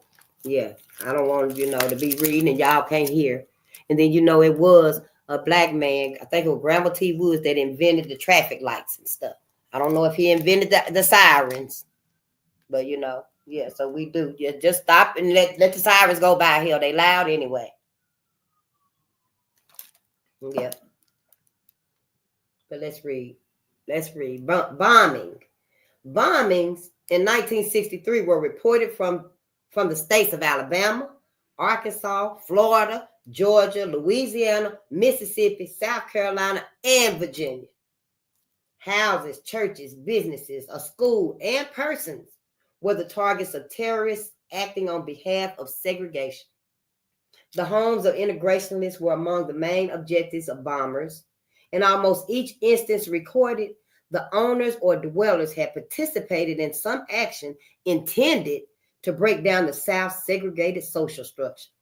In Birmingham, Alabama, the home of a prominent Negro minister, the brother of the Reverend Martin Luther King Jr., was virtually demolished. He had led demonstrators in the streets of Birmingham. The home of an outstanding civil rights attorney, also a Negro, was bombed twice. His wife was injured in the second incident and his home badly damaged. The home of a wealthy businessman was bombed as integration of public schools pended. They hadn't even approved public schools. It was still pending. See? Ain't never been sincere with us. They should have just told us, nah, we ain't integrating. Instead they just said, yeah, come on, let's just integrate. Let them integrate. We just couldn't set up every motherfucking sabotage against them that we could think of. And there we go. Yeah, we just wanted to eat with them. Somebody said that we really didn't want to be with them like we are. We just wanted to have the option to eat where we want to eat, sit where we want to sit, get water where we want to get water. And that may have been true. But see, the problem was when we integrated when we started doing those things and forgot about our own things, instead of helping each other get to where we going and stuff, we stopped doing that and just started taking the bus again when they said, hey, come on, get on the bus. Instead of doing for each other as far as restaurants or cooking and, the whole community coming over and eating and stuff, we all just started going out to the restaurants, and eating and stuff. So eventually those things like that just took away our focus and our attention from, being in our own spaces and enjoying our own contributions and creations and, resources. You see, because during the Montgomery boycott, it said we were walking everywhere. We were walking in rain, snow, sleet, sun just burning down. Black folk walking like this with the book over their heads, But the black folk were giving each other carpools too. Carpools. If a black person need to go somewhere, call up Sister Face, and Sister Face will come and give you a ride there and bring you back and stuff. Black folks started taking care of each other. And that's when white America said, oh, wait a minute, hold up now. They getting their own transportation and shit. They walking themselves. They were passing black people walking. Don't walk 4 miles to work, to school, just walking to get there. Yeah. And so, white America, all hell shit. Let's let them get their ass on the bus. They can sit in and where they want to sit now. And black America went for it, fell for it, hook, line, and sinker, and stopped doing for each other. And it happened with each facet of life that we went through, trying to integrate and be with these people. That's what I think. So, that's where we at today. Yep, that's where we at today. And that's why we can't forgive ourselves, but we're going to have to forgive ourselves. Those of us here now, we must intentionally forgive ourselves, forgive our ancestors, because we were sincere. We integrated sincerely. Yeah, we gave everything up. We forsake everything to integrate into this society. And for us to be hoodwinked and bamboozled, like Malcolm said, for us to be stirred and misled by everybody, for this illusion of inclusion to be perpetrated and made all pretty in front of black America and the grass so green and lush. And ain't none of it even true. None of it. It's a whole motherfucking fake aid. It's fake. It ain't got no substance for black America. It ain't pro-life for us. Everything we involved in is anti-life for black America. It is. Why we gonna lie about it? We at the end of it now. When the new world order come here, ain't none of this gonna be readily available no way. We ain't gonna have, that many choices and options, because they steadily just weeding it down right now so that they can finally trap black America back in this little bitty box.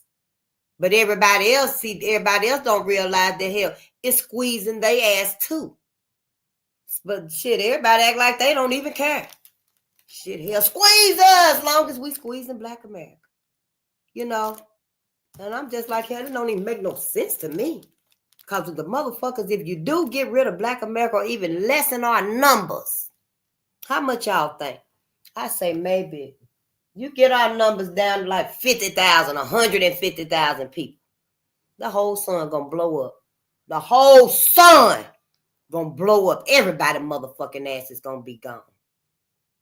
Yeah, when the sun keep beaming that energy down, and that energy ain't got nowhere to go because we not here. So the energy gotta go back. Hell, it ain't finna go to white folks. It ain't going to other people like that. Some of the other folks will be able to receive some of the energy from the sun. But see, black people, melanated people on this planet, all over this planet, we receive a majority of the sun, in my opinion, over a majority. I would say maybe at least 97% of the sun's energy. I don't know. Hell, ask the motherfucker that got on me about the last numbers. I'm just calling it out.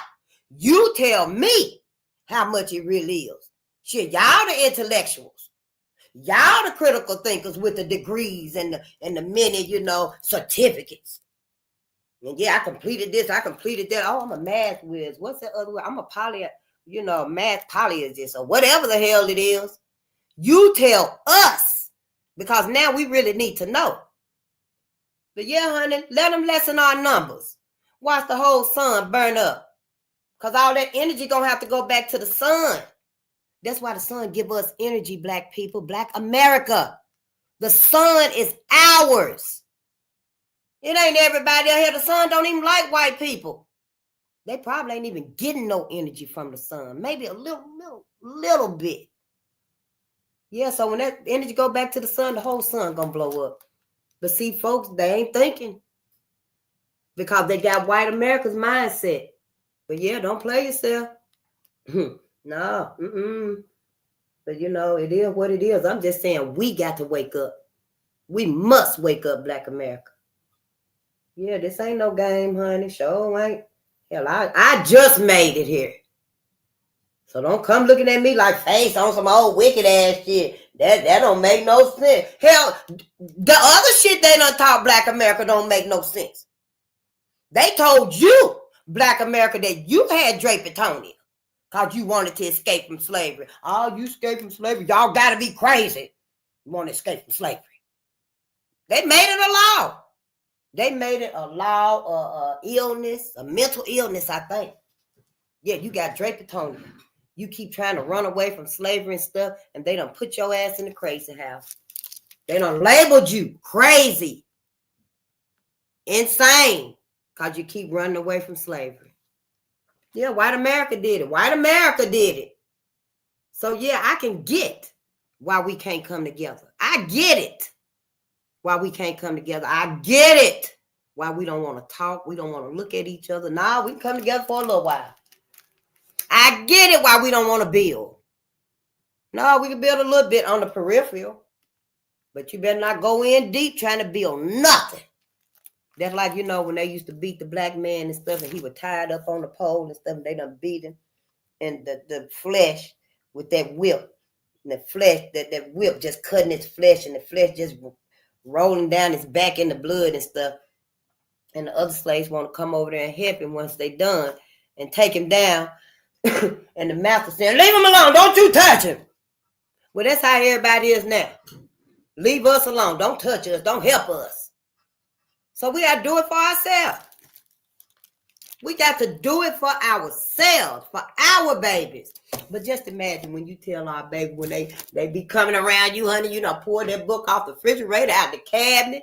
Baby thought you were going to get a cup for some juice. You can't got a cup and a book out the cabinet. Because you got a little bit, you done put a little shelf inside of with some little baby books. They already know. They come in there waking you up 2 o'clock in the morning. I want some water. Well, you got some water and we finna read you a book. Back to sleep. We got to start reading to them so their little minds can open up. They can start thinking. We don't want them to be hateful and traumatized by this shit. We need to learn this so we can know how to teach our babies. See, we can't leave them here with this mentality that white folks done gave to everybody. Everybody's motherfucking brainwashed. If you ask me, everybody motherfucking ass crazy. Because everybody should have been stood up and said, oh, hell no, white America. Y'all ain't finna drag us into this bullshit. Yeah, you ain't finna get us in on this, because everybody know what they done did to us. Everybody know why we fucked up in the head. Talking about why y'all won't come together. That's all y'all got to do is come together, black America. Y'all the best. Ain't nobody even said y'all need some help. Let's get black America some help. Let's get them some therapy. Hell, I ain't hear nobody mention it, but Dr. George DeGrasse. Probably if I listen to our other mentors enough, they mentioning it. But I'm talking about, mainstream media, I guess. Hell, who y'all listen to? The ones that's readily out there. And we can find them just like that. Ain't none of they asses done said black America ain't never had no therapy, no healing. No. So I'm just like, damn, everybody want to keep us hurt and down and stuff. Oh, they can handle it. Yeah, black America, we got to wake up. This is the end of this. Life as we know it is over. Yep. So let's read. In St. Augustine, Florida, bombs were thrown at the home of a couple whose children were in the first Negro group who attended integrated classes. They were targeted. Yeah. Their children was in the first Negro group who attended integrated classes. At Macon, Georgia, a bomb was placed in the mayor's mailbox because 3 white youths did not like his policies about integrating a public park. So selfish. White America, you've been so selfish. So insincere. I don't even know why you let anything pass. If you know you were going to still be cannibalistic to Black America. Then white women got the nerve today. About how much we love Black men. Oh, he smells so good, like Polo and Gucci and whatever, all them damn, yeah. But I ain't said nothing about the trauma that y'all done caused, because the white woman was the main one that was caused for. Yep. But let's read, though. I digress. Metal fragments capable of killing were scattered over a 100-foot area. How big was this bomb? 100 foot. Metal fragments probably were just people way over there. Metal fragments just evil. In Mississippi, a number of homes was bombed. At Clarksdale, a firebomb crashed through a window of the home of an integrated leader where a Negro congressman was asleep. 2 whites was arrested. 1 was acquitted. Charges against the other one was dismissed. At Jackson, a bomb exploded in the carport of the home of Medgar Evers. You know, that was a movie too. That's a movie. Integration leader causing damage. Whoopi Goldberg played the wife. What was the name of it? A Murder in... I can't think of the name of it, but if I ever see it, I will mention it on, when I'm on. Yeah. At Lexington, a firebomb was thrown at the home of the first Negro to register during a voter registration drive by Negroes. At Columbia, South Carolina, the home of an 18-year-old girl she was scheduled to enter the University of South Carolina, was attacked by bombers. She originated the court suit, which ended with the order for the university to desegregate. Yep, she originated the court suit, which ended with the order for the university to desegregate. The home of a Negro family at Arlington, Virginia, was the target of a bomb thrown by white youths who sped away, police reported. It seemed to me like, white America sure know where to put their targets at. How is they keeping up with everybody? How were they keeping up with everybody? Because, see, it was a system. That's why Neely Fuller said it was a system that encompassed every area in life. And that system, it worked 24 hours a day. That's how they were able to keep up with who's who, where the big brains at, where's the actions at, where do the targets need to be. Just straight manipulation. How could we think that, we won't be manipulated again, that we really can trust, our open enemy? I don't understand at all. And I think a lot. I think a lot. I think a whole lot. But I don't understand how Black America could even allow, such things like this to happen. I haven't even come up with a scenario. That's worthy enough, for Black America to forget all the trauma, all the turmoil, the suffering, the tragedy that white America has done. That's who did it. That's who set this whole run over in motion. White America. That's what we talking about right here. I know in other parts of the world and stuff, they doing their own assaults on Black America. And just like Hitler, they probably took their cue and ideas from America too. But wherever it said, we got to find out what's the cause for our self-hate. We better heal this trauma we going through. Sure better, honey, because ain't no need trying to heal nothing when the new world order get out there. Sure, it's going to be too late then. It is going to be too late then. We ain't even, what we going to try to heal it for when we see a whole bunch of Black people trapped in them Tesla cars? Because they right now, I'm going to get me a Tesla. And they get a Tesla. They going to make them easy to get them too at first when they really hit. Because like in 20, 30 years, they want everybody to have an electric vehicle. Get rid of the gasoline vehicles and stuff. And I've just been thinking to myself, what does all this futuristic world mean for us? Because from where I'm sitting at and stuff in hell, and I didn't even know half of this. But from where I look at things, everything that's been built up, it ain't for Black America. So I'm like, well, what does this really mean for us? Honey, we're going to be trapped in them Tesla cars. Going to be like that movie Freddy Krueger when all them kids was on that bus and the bus was taking off because Freddy Krueger was driving it. Black people going to be in the back of them Tesla cars. And I don't know if they got up more vehicles. I just be seeing a Tesla car. And can't get their asses out. Because you ain't driving it. Damn well you can't unlock it and get out. The windows is finna be shatterproof. You can't kick it out. Hell, us running up there, yeah, I get you out. We can't open it either. So Black America, start thinking. Well, we got to start thinking. Yeah, you better ask them babies, how would you be able to get in that Tesla car if it locked the doors and you can't get out? They'll come up with something and tell you how I'll do this right here and then shut the whole car down. Yeah.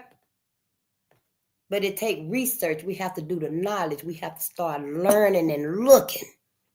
In that point, in that case, right there, that scenario, show them the blueprint of the car. Do like a little 3D presentation of a Tesla car.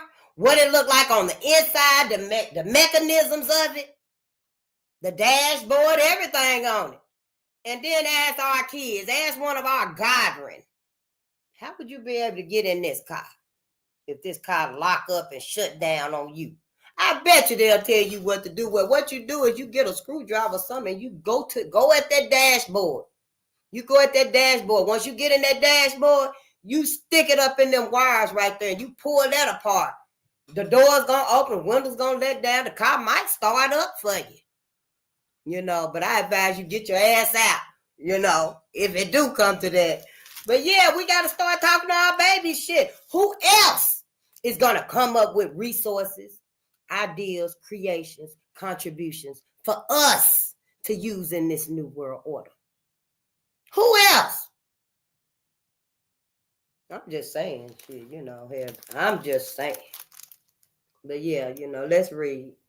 Yeah, because that's going to be really fucked up. Don't be talking about face it. I wish she ain't talking all that shit. Yeah, shit. Don't be blaming it on me here. We all thinking. This ain't just face. Now, we all think alike. Y'all thinking too. Shit, don't be blaming it on me. Because you know how white America feel. You know how they feel. Shit, so we got to protect each other the best way we can. And that's because we got to do this together. Shit, hell, if your ass can't do it together, then say it. You ain't even got to say nothing. All you got to say is bye. And yeah. Shit, we hope you find somebody else. There's many of us out here. Yeah, but I digress. Bombs exploded twice near a dormitory of the University of Alabama at Tuscaloosa. The only Negro student at the university, a woman, resided there. And at the University of Mississippi at Oxford, a bomb exploded, breaking windows at one of the men's dormitories. So everybody was targets. Wasn't nobody safe. Wasn't the age, gender, your status. Wasn't nobody safe. So it wasn't. Churches in Birmingham, Alabama, and at Pine Bluff and Gillette, Arkansas, Gillet, Gillette, Arkansas, were bombed. Bethel Baptist Church in Birmingham had been bombed twice before 1963. Homes nearby were damaged. The 16th Street Baptist Church, long an important religious institution in the city, and the main rallying ground for demonstrators against racial segregation during the massive civil rights struggle, was made unsafe for use by bombing. Yep, after that, they couldn't even use it no more. Just destroyed everything we ever get. Not only that, we know about the 4 little girls. But the lives of 4 little girls, the victims of Southern prejudice, were snuffed out as they attended Sunday school there. I got their names somewhere, the 4 little girls. Yeah. 23 other persons were injured. As of November the 30th, no one had been apprehended in connection with the bombing. Because they weren't telling on each other, and they still don't tell on each other. White folks didn't tell on each other then, and they still don't. That's because their asses is not sincere. Now, our other black media channels that's telling about all of the black men that's coming up lynching, missing, dismembered, shit that we can pretty much know. Yeah, that look like something that, prosperity. That look and sound like something that only a certain mindset would carry out. But white folks ain't gonna tell on each other because they not sincere. Hell, it's they brothers, it's they cousins, they uncles, they granddaddies, they daddies, they husbands, they classmates. See, they the ones giving birth to these white men that's doing this. That feels like, yeah, we hate the black man. And we got a mission, but we gonna keep the mission undercover, and do what we need to do. So yeah, it ain't been no sincerity. I ain't seen none. Just because they marrying and mingling with us, that don't mean shit. That just made us think that things are good. We are okay. We're all equal. We all on the same playing field. But we ain't never been on the same playing field, and it ain't never been equal or fair. Hell, right? Black America just don't want to tell black folks. Mm-hmm. But hell, I'll tell us. Sure will. I ain't got no problem telling us. Nope, sure no. I ain't got no problem telling us what we need to know. Because we need to heal. We ain't gonna never get right if we don't find out why we got wrong. And white folks did it. Right here in America, white folks did it. Everybody all over the world feel the same way white folks feel about black people. Black Americans, don't matter where you come from. If you got the skin, oh yeah, you can't get in. You cannot get in. Matter of fact, they can't wait to really let us know how they feel. They gonna amp it up again once Trump do his little inauguration. Yep, they doing it now. You better go to black media and find somebody that's telling you, because white America is on the cusp of that savagery, that rage again. Mm-hmm. They blaming black America because, see, they didn't know the hell voting for Trump was going to fuck them up too. Now all they know is, no, we ain't going to vote for Kamala now. We can't vote for Kamala. No, we can't do that. We're going to have to vote for Trump. So they voted for Trump. Hell, a lot of folks did. And now they looking like, damn, we finna lose this. We finna lose that. The illegal immigrants, aliens, or whatever you call them, they is upset. Oh, my God. I didn't know we going to get deported. One guy was just like he just about to faint till he don't never regain consciousness. Yep, because he like, everybody got to get deported. Everybody was illegal. But he didn't know. So see, everybody's like in this, this confused. Don't really know where to put all that confusion at. Because they feeling it. They feeling the pressure. But eventually they all gonna know who to look at. and who to direct all that rage and anger and savagery on. And it's going to be Black America. It's always Black America. It is always Black America. I don't know. We better start telling ourselves the truth if nobody else won't do it. But let's read. I know. I don't like it either. As of November 30th, no one had been apprehended in connection with the bombing. At Gillette, Arkansas, no reason was given for dynamiting a rural church. They're using dynamite. Bombs and dynamite, that's two different things. It's bombs and dynamite's two different things. Yeah, boy, please. Honey, we might be reading about your ass. I hope not, though. Because we just need to heal us. That's it and that's all. Yeah, don't give me your time, honey, if it's irritating. If this is not resonating, don't give me your time if it's irritating. You have my permission. Sure do have to move on somewhere else because we don't need that. Yeah. And at Pine Bluff, Arkansas, an incendiary bomb set the AME church afire. Its pastor was one of the advisors to Negro students conducting sit-ins at segregated lunch counters.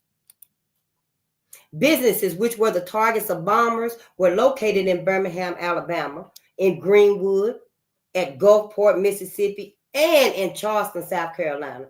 The A.G. Gaston Motel, headquarters for civil rights leaders during demonstrations in the city, was badly damaged. Several persons were injured.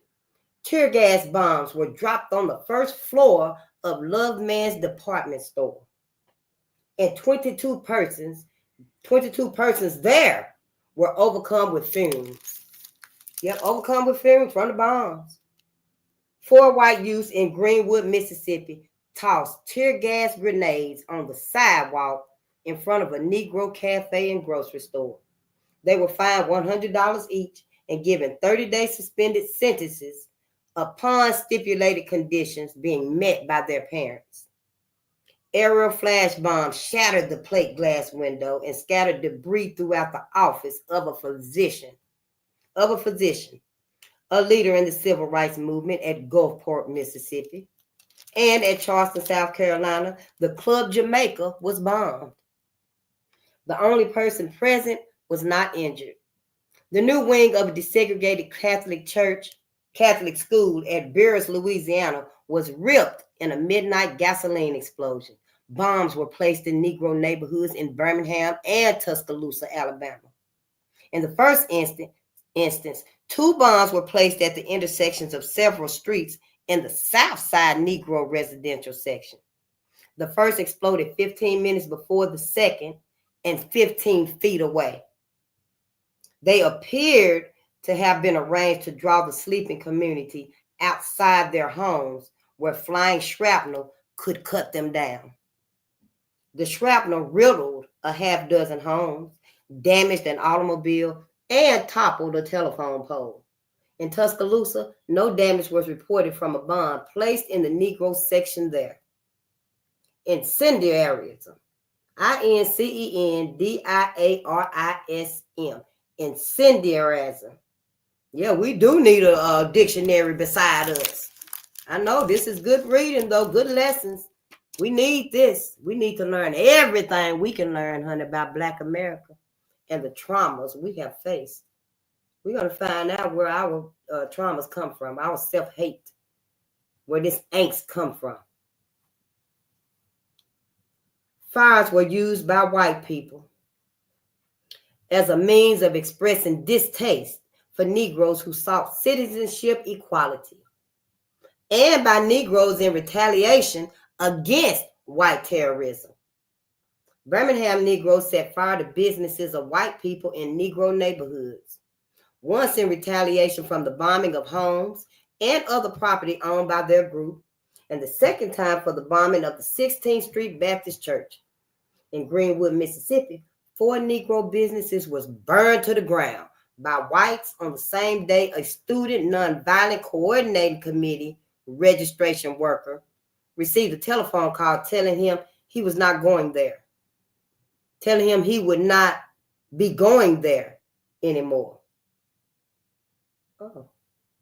Well, let's read that one more time. In Greenwood, Mississippi, 4 Negro businesses were burned to the ground by whites on the same day that a SNCC?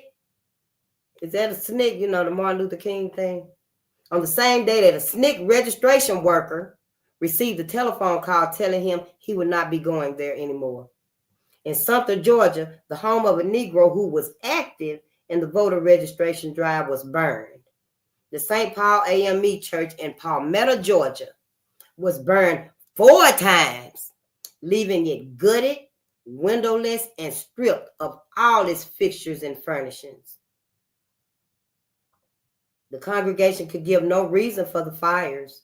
Neither could the police come up with any leads. In Rossman, North Carolina, that's Rosman. In Rossman, North Carolina, a youth camp was burned. The gymnasium was set on fire, and gasoline was poured on the lake and set ablaze. They poured gasoline on the lake and set the lake on fire. The campers were charged with nudism, immorality, and integration. Rioting, too, resulted from Negroes' demand for their rights as citizens. 2 riots occurred in Birmingham. The May 12th riot took place after the bombing of the home of a minister, a leader in the integration struggle, and of the A.G. Gaston Motel. Buildings and a taxi cab were burned. The taxi cab driver was beaten, and a patrolman stabbed in fighting that spread over an 8-block area. Firemen who responded to calls were pelted with rocks. On September the 4th, rioting was again sparked by the bombing of the home of a Negro attorney who had handled many school and civil rights cases. Hundreds of Negroes rioted in protest. One was fatally shot and at least 20 injured. In a pitched battle with the police, whatever that is, in a pitched battle with the police.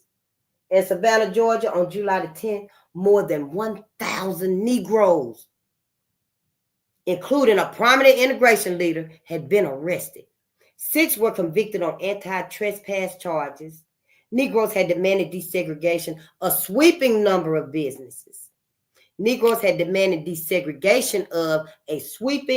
businesses. Fair employment practices, more responsible public jobs for Negroes, and that all charges against Negroes who participated in anti-segregation demonstrations be dropped. After police used tear gas to rout the demonstrators, they roamed the city, slashing automobile tires and smashing windows of stores and cars. 3 policemen and several Negroes were injured. More than 100 state troopers bolstered local police efforts. At Cambridge, Maryland, also the site of a struggle of Negroes against continued segregation, there was rioting. The immediate cause of the beating by white patrons of 6 white and Negro sit-in demonstrators at a segregated lunch counter. 200 Negroes staged a protest march to the county jail where 20 Negroes were held. Mobs formed in both white and black sections. Bands of whites and Negroes sped through the city, shooting at people not of their race. They were shooting at people of the other race. White folks were driving fast, shooting at black folks. Black folks were driving fast, shooting at white folks. Yep.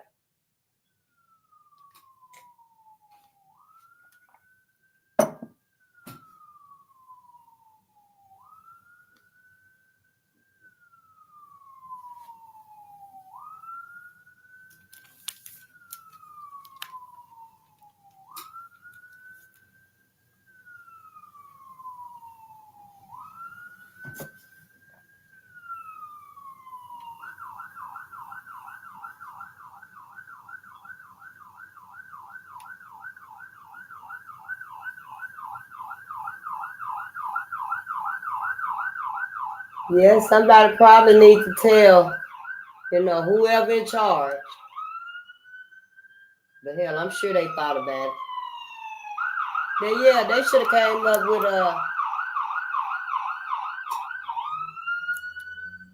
They should have came up with them flying cars for the emergency vehicles. They could have already been using it. Yeah, they could have already been using it for that. Since they gonna do it anyway. I'm just saying, nothing is really, pro-life that they doing.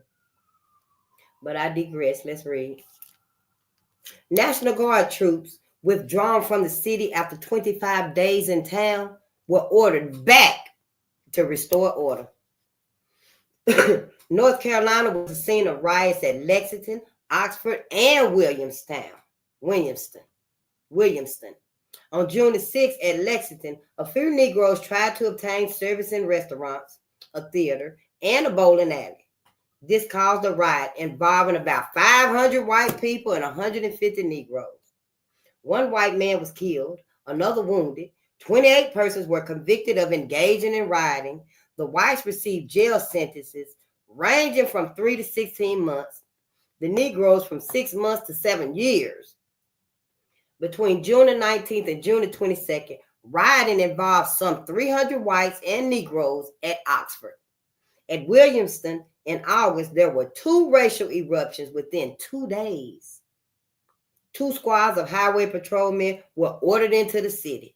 At Danville, Virginia, Negroes demanded a biracial committee, the lowering of color bars at public eating places, and the hiring of colored policemen, meter readers, stenographers, and other city hall workers as well. 13 Negro leaders were indicted by a grand jury for participating in demonstrations which led to rioting. A riot was averted on July 11th in Jackson, Mississippi by an attorney for the United States Department of Justice after a mourning march for Medgar Evers. That's what they called it, mourning march. For Medgar Evers, assisted Negro leader. He persuaded Negroes to put away bottles and bricks they were about to use as weapons. On this occasion, 27 persons were arrested, a number clubbed by policemen and a woman bitten by a police dog. Other accounts of near riots came from Nashville, Tennessee, and Charleston, South Carolina.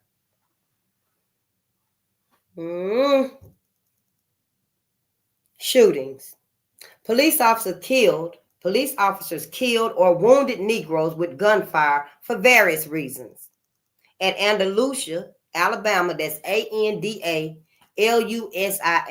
At Andalusia, Alabama, an off-duty state trooper killed a Negro because his car was blocked by the Negro's automobile. At Americus, Georgia, a 30-year-old Negro was killed for threatening to kill his former employee. He is said to have attacked the employee he is said to have attacked the employer and a policeman with an axe and butcher knife. A workman was shot to death when he picked up a small billy club to fight policemen while in the Fort Valley, Georgia jail. A 24-year-old youth was killed for interfering in the questioning of an elderly man by a Savannah, Georgia patrolman and his partner. In the same Georgia city, a policeman accidentally shot a 15-year-old Negro boy to death as he sought to escape being apprehended in the act of a burglary. At Lafayette, Georgia, a teenager was shot when he pulled a knife. He with others, was watching a Halloween street dance given on the town square for white teenagers. Many voter registration workers were fired upon as they peacefully went about their business in their homes or as they rode in cars on the streets or highways. Such instances were reported from Wilcox County, Alabama, and Itabena, Itabena, and Itabena Greenwood, Jackson, Cosquisco, Cosciusco, Cosquisco, and Yazoo City in Mississippi. Integration leaders, other than those working with voter registration drives, were the targets of bullets. Among these were 2 martyrs of the civil rights cause. William L. Moore, and he was killed near Attala, Alabama, on a one-man freedom walk to Mississippi, and Medgar Evers, field secretary of the NAACP of Jackson, Mississippi. He also was shot to death from ambush as he left his car to enter his home. In Florida, whites shot into the home of a prominent Negro physician at Ocala, Ocala, and into the home of a dentist at St. Augustine. 2 integrationists at Albany, Georgia, reported 4 or 5 shots were fired into their bedroom. The home of the parents of James H. Meredith was fired on at Cusco, Mississippi. Coscio. Kosciusko. Coscio. At Monroe, North Carolina, the home of a white integration leader was fired on. So was the home of the vice president of Nashville, Tennessee, Christian Leadership Council, as well as a Negro attorney as he was driving near the Shelby-Fayette County line in the same state. Negroes were shot as a result of other matters related to race. In Birmingham, Alabama, on September 16, a 16-year-old white boy killed a 13-year-old Negro youth, and another Negro was wounded in the arm by a white man following a church bombing on the same date. At Gainesville, Florida, a Negro was shot in the aftermath of a weekend demonstration. A 19-year-old Marine at Albany said he just had to shoot a Negro after brooding over recent racial unrest. So he was upset about the recent racial unrest and said he just had to shoot a Negro.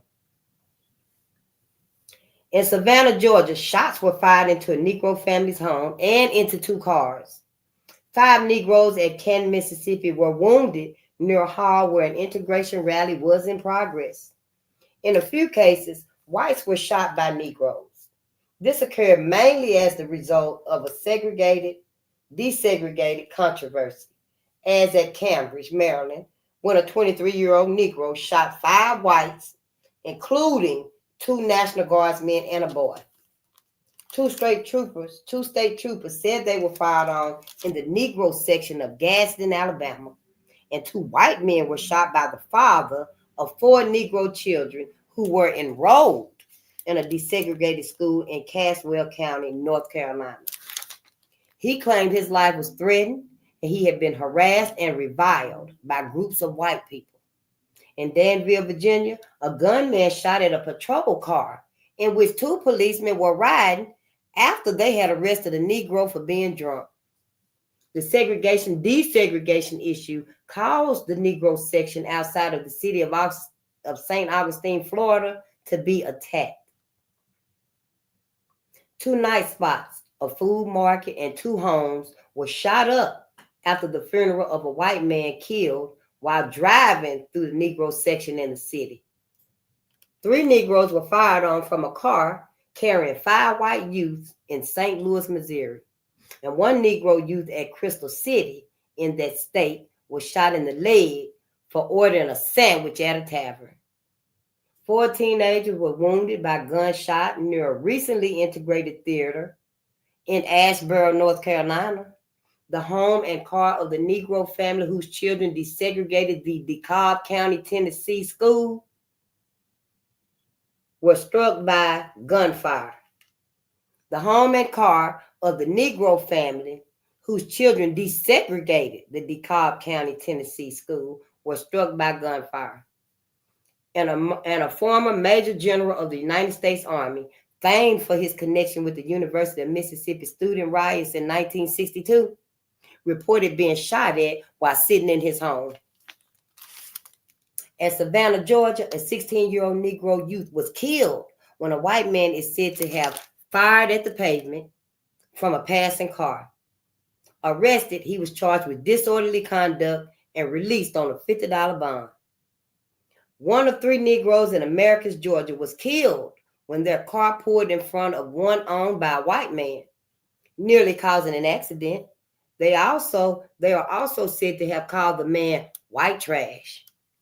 6 white youths at Savannah, Georgia, shot a Negro fireman in the stomach after he guarded a fire alarm box to prevent false alarms.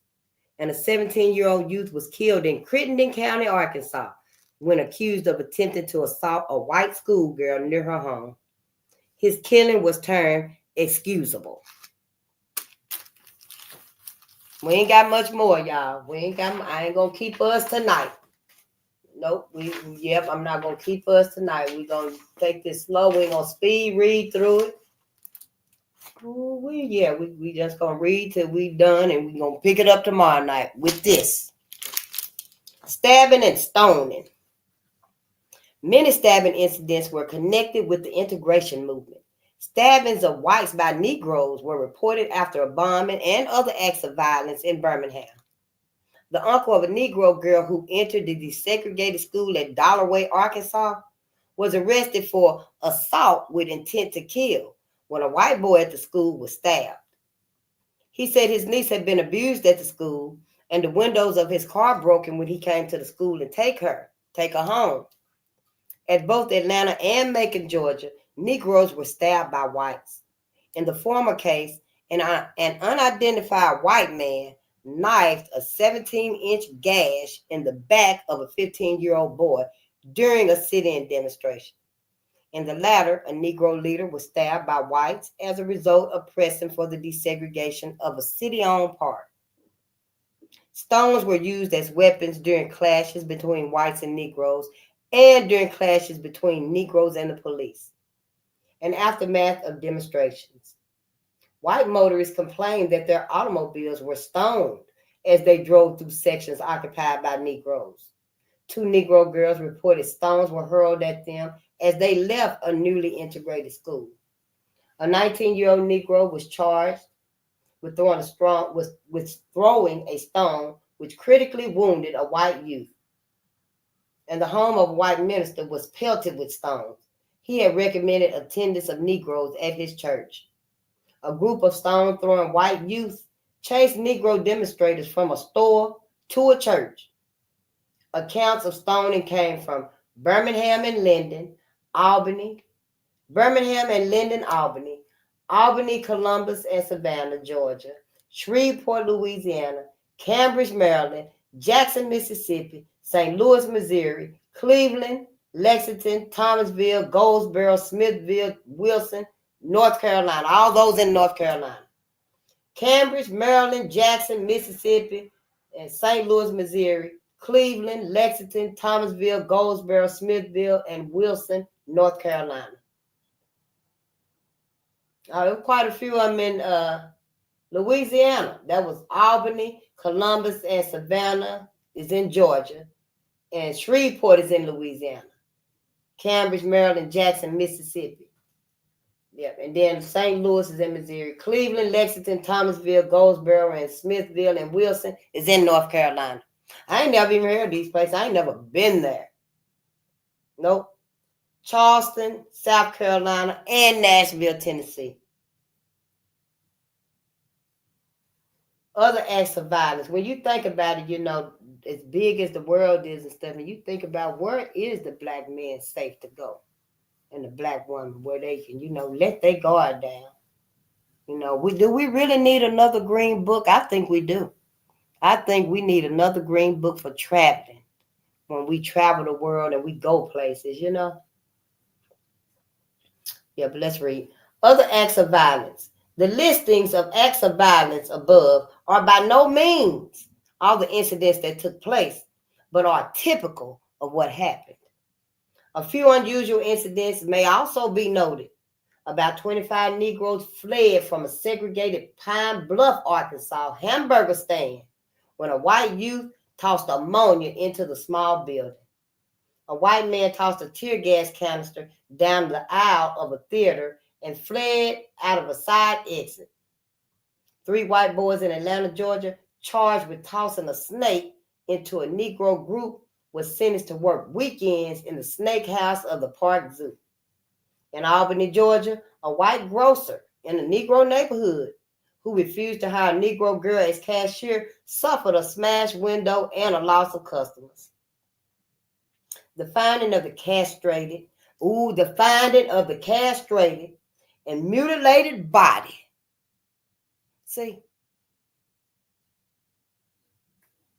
And mutilated body of Sylvester Maxwell, a 24-year-old Negro of Canton, Mississippi, was termed a probable lynching.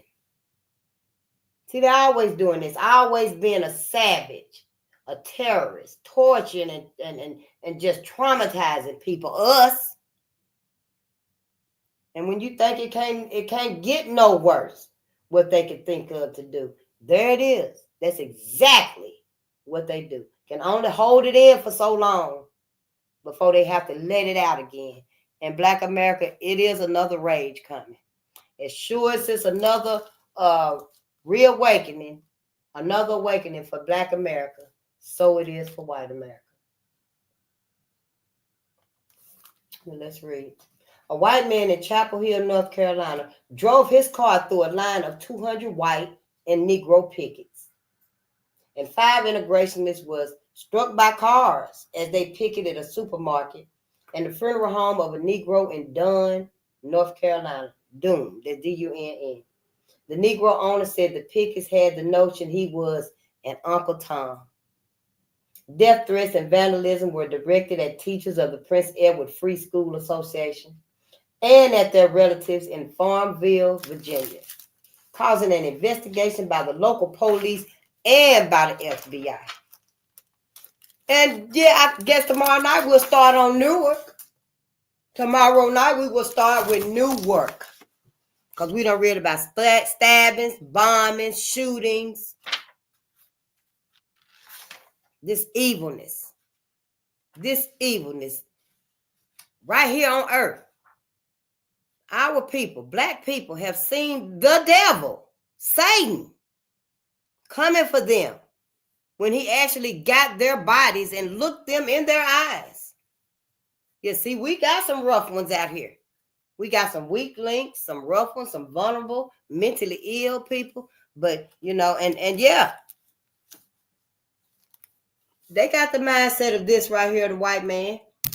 Act like they want to be the biggest, baddest thief, murderer, a thug, gangster, mobster than the white man could ever be. But honey, no one could ever outdo the savagery and the ravishness that the white man has done to Black people.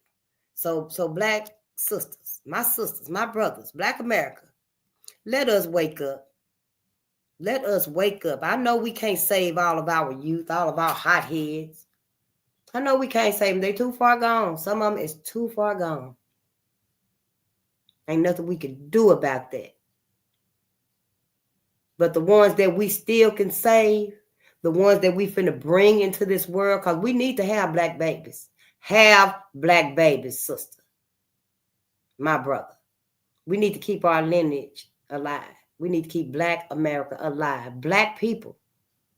There's many agendas and events and actions to lessen Black America. Because see, the plan has always been to exterminate Black people.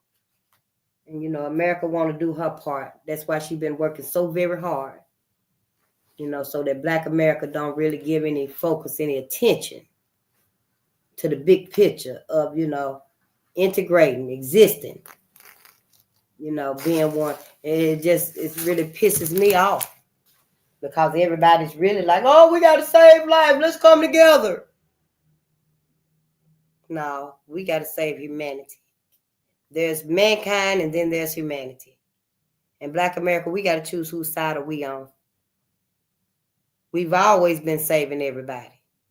Hell, we were saving everybody when we wasn't even free. Which one of them wars we fought in and we wasn't free? I'm just saying, they used Black people to fight before we got our freedom. That's my impression. I ain't seen the book yet, but I read something or I seen a video or something and they must have gave me the idea. We were fighting before we were free. How the hell that happened? But when you brainwashed and you indoctrinated, maybe that's why, we would go to the front yard. We ain't in the big house no more. We ain't in the backyard picking cotton no more, but we'll linger in the front yard right here on the plantation. We were supposed to leave. We weren't supposed to hang around with these people and try to make it work and, and we did leave and built up our own. That was our Black Wall Streets. And white people came and tore it down, burnt it down, and we gave up. After that, we said, okay, we won't try to leave no more. We'll just integrate and, we'll build it up where it can be, somewhat something. But we gave all our attention, all our focus, all our contributions, to white America. And that's where we are today. We have nothing. We have no businesses. We have no resources for ourselves. See, with Black Wall Street, we had those things. We had businesses.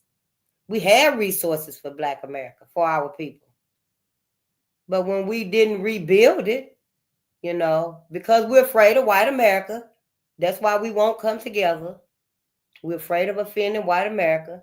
We know overnight, just like that, we could rebuild our Black Wall Streets just like that. Hell, they built Black Wall Streets in about 20, 25 years. I mean, when you think about it, what was it? We was physically freed in 1865. Let's just see here, 1865. And they burnt down Tulsa. We'll go with Tulsa. We know about Red Summer, 1919. But we'll go with Tulsa. And so that was what? 16 years? No, that can't be right. Let me see, 1865 plus 16 years. No, I guess I'm wrong. My math is off. Yeah, I need your math classes. But yeah, like I said, 20 to 25 years. That's how long it took. Impressive, ain't it? From 1865 to 1919 or 1921. That's how long it took to build Black Wall Street up. Almost overnight, considering that Black Americans was enslaved for 255 years, went through Jim Crow for about 150 years. My numbers is off, but hell shit, put the correct numbers in there if you want to. Y'all know. Yeah, it's the whole game. It's like we stepped off them plantations, honey. It was Monopoly. Yeah. Let's get this. Let's get this. Don't let Black people get nothing. Get them the little bitty. What if them little bitty houses that really didn't cost much and stuff? They look like little shacks. Could have been little shotgun houses. I guess that's what we had in the Monopoly game in their mind, because we sure weren't able to build up nothing for Black America after, Black Wall Street and stuff. But we learning. We're going to learn. We're going to get through this era, this traumatizing era, because we got to. We got to get to our healing, and especially when we get to books like Medical Apartheid, those other books and stuff, because we really got to delve into why we have this terrible feeling about us, with us. I know y'all hate to hear self-hate. When I find the right phrase for it, the right coined term, I might use it and I might not. Depends. Because sometimes when you use the proper politically correct term, Black America don't know what the hell we talking about. You're like, what the fuck does that mean? So it might be simpler to just say a self-hate. We know what the self-hate is. We got it on everything about us. We hate the way we look, the way we walk, the way we talk, the way we dance, the way we think, the way we create. We can't find hardly no satisfaction in us because we're not giving us no attention. We're not giving us no forgiveness. We ain't giving us the benefit of the doubt. That's why it comes so hard for us with each other. But that's all changed now, honey. Because right here, when you come in here and when you leave, you're best to be thinking and forgiving your people. Think about your people. Forgive your people. Thank our ancestors. We know when sister look us up and down, we ain't even seen her ass. We don't even know her. We know it's self-hate. And all we can say is ancestors, show them. Show them some self-love. Show them some self-love. Because we don't know them. We don't forgot our ancestors and the love they had for us. So now we got to reach out to them. We got to speak to them. and ask them to help us restore this healing that we need. That's all we got to do. Keep your hope of God, Yahweh, Yahushua. You know, keep your hope, because Black America needs it. We need our hope. You know, I ain't trying to take that away from us. I ain't trying to divide us on the religion. Stay religion if you want to. Just don't come up in here with it, or you're going to have to go. Your forgiveness for all that was done to our ancestors, keep it. If it make your heart feel better, it help you sleep at night, keep it. But don't come up in here with it. Because all of us don't need to forgive what was done to our ancestors to sleep at night. I sleep very good at night, knowing that I'm on my ancestors' side.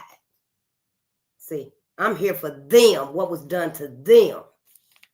I'm here to forgive my ancestors for even trusting and giving the benefit of the doubt to the very ones that they know were nothing but the devil himself, Satan himself, that's done cloaked himself in such finery. Yeah, done cloaked himself in such finery, honey. You would never think that was that devil. Black America won't. Black America will never think that that's that devil, because, you know, our ancestors didn't tell us what they seen when they were running for their life. We never did let them.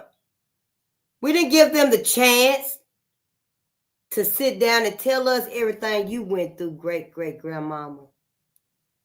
Great-great-auntie, what happened to your son? What happened to little Leo Frank? We didn't never give them a chance to do that. A lot of them died heartbroken because they didn't get no healing, didn't get no trauma, didn't get to see their loved ones before they were desecrated and dismembered, burned to death, drove through the town, body parts sold for souvenirs. They taking pictures. White folk were taking photos, honey, sending them to each other for holidays and stuff. So our people, they never did heal from that. Some of our big mamas and stuff could never talk about it. Not to us, especially once we started bringing Brad home. Oh, hey, Nana, auntie, yeah, this Brad. Say, hey, Brad. And they like, oh, why the fuck did she bring his ass up in here? What are we doing? But, you know, they didn't say nothing. They were just like, all right, we done changed. Maybe they done changed. But white America ain't changed, honey. They just waiting on the next motherfucking outrage. They waiting on the next outrage. And Black America trying to build again. Black America trying to heal us and come together. That's going to tip them off. But here, tip your ass off then. Tip, motherfucker, tip. Because we got to do this for us. We got to do this for us. And this is the chance right here. For white America, for all your motherfucking love. This is the chance for y'all asses to stand up to your people. And let your people, your sons, your nephews, your cousins and daddies and uncles, granddaddies, white America, this is the time for y'all asses to stand up and let them know, you is not finna be clanimals no more and come out and attack Black America. You want to do something for us, tell that motherfucking ass they need to repent, and y'all all need to get together and repay, because you owe that debt. Even if we keep forgiving white America, y'all, the cosmos is not going to let it be. Mother Gaia, the earth so full of blood from our ancestors. Mother Gaia ain't going to let it be. Even if we still forgive them. No, they're not going to be forgiven for this. The ancestors is not going to forgive this. So why should we? I tell you why, because white America done brainwashed us and indoctrinated us that we must forgive for our own good. Oh, it's for your own good. You got to forgive them. It's for your own good. It's for our own good so damn bad that we forgiving them with, they don't even ask us. They don't even ask Black America, can we get your forgiveness? We just go giving it out. I forgive you. We forgive you. We the same. We gonna live together. But sure as I'm sitting here, honey, it's mankind and humanity. Whose side are you on? Peace and power to the people, and I love you, my family. And, just take care of yourself and take care of each other's. Because we got Black America. Yep. Anybody that don't want you to get this, honey, they against Black America. They showing us. Everybody is showing us whose side they on. And once they show you they not on your ancestor side, they not on your side. They not on your black baby side. Black America, you better think about what our babies are going to be going through in the future. Just like our ancestors thought about us in their future. See, they didn't want us to be handcuffed, going through metal masks, can't do what we want to do. Slaves. They didn't want that for us. They did not want that for us. Our ancestors here, after slavery, they didn't want us to be, targeted. Always targeted. Targeted because we got a big car. White folks were jealous of that car. That car symbolized. So see, we got to look up and think about us. We got to put the focus back on us. Keep your eyes on the prize. Everybody else is. That's what everybody else looking at. And Black America, that's what we got to do too. So yeah, just use your discernment. Yeah, anybody that's telling you, nah, we ain't finna do that, it's too late. We over there right there and stuff. No, we ain't. Don't let them lie to you, honey. We ain't all right. I thought we was all right. That's what took me so long to come here and let us know. So yeah, let's just use our discernment. Yeah, but I love y'all, and peace and power to the people. And yeah, we almost, got out early. It's like, 2:51. But yeah, let's just go get some rest and let's process this. So tomorrow we can be our best when we go out in the sun, because the sun is for you. Don't you ever doubt that sun up there is not for you, Black America, Black people all over the world. I know some of my videos be like in Ireland or somewhere way out there and stuff, but wherever you at and you melanated, that sun up there is for you, baby. My sister, my brother, honey, that sun is for you. And if they ever get rid of us like that, the sun gonna come back and blow everybody motherfucking asses up. So yeah, let's not worry about nothing. Let's just take care of our people, honey, because it's gonna be what it's gonna be. And when the cosmos manifest us again, it'll just be us. See, that's how things gonna work. Yeah, but I love y'all, and peace and power to the people.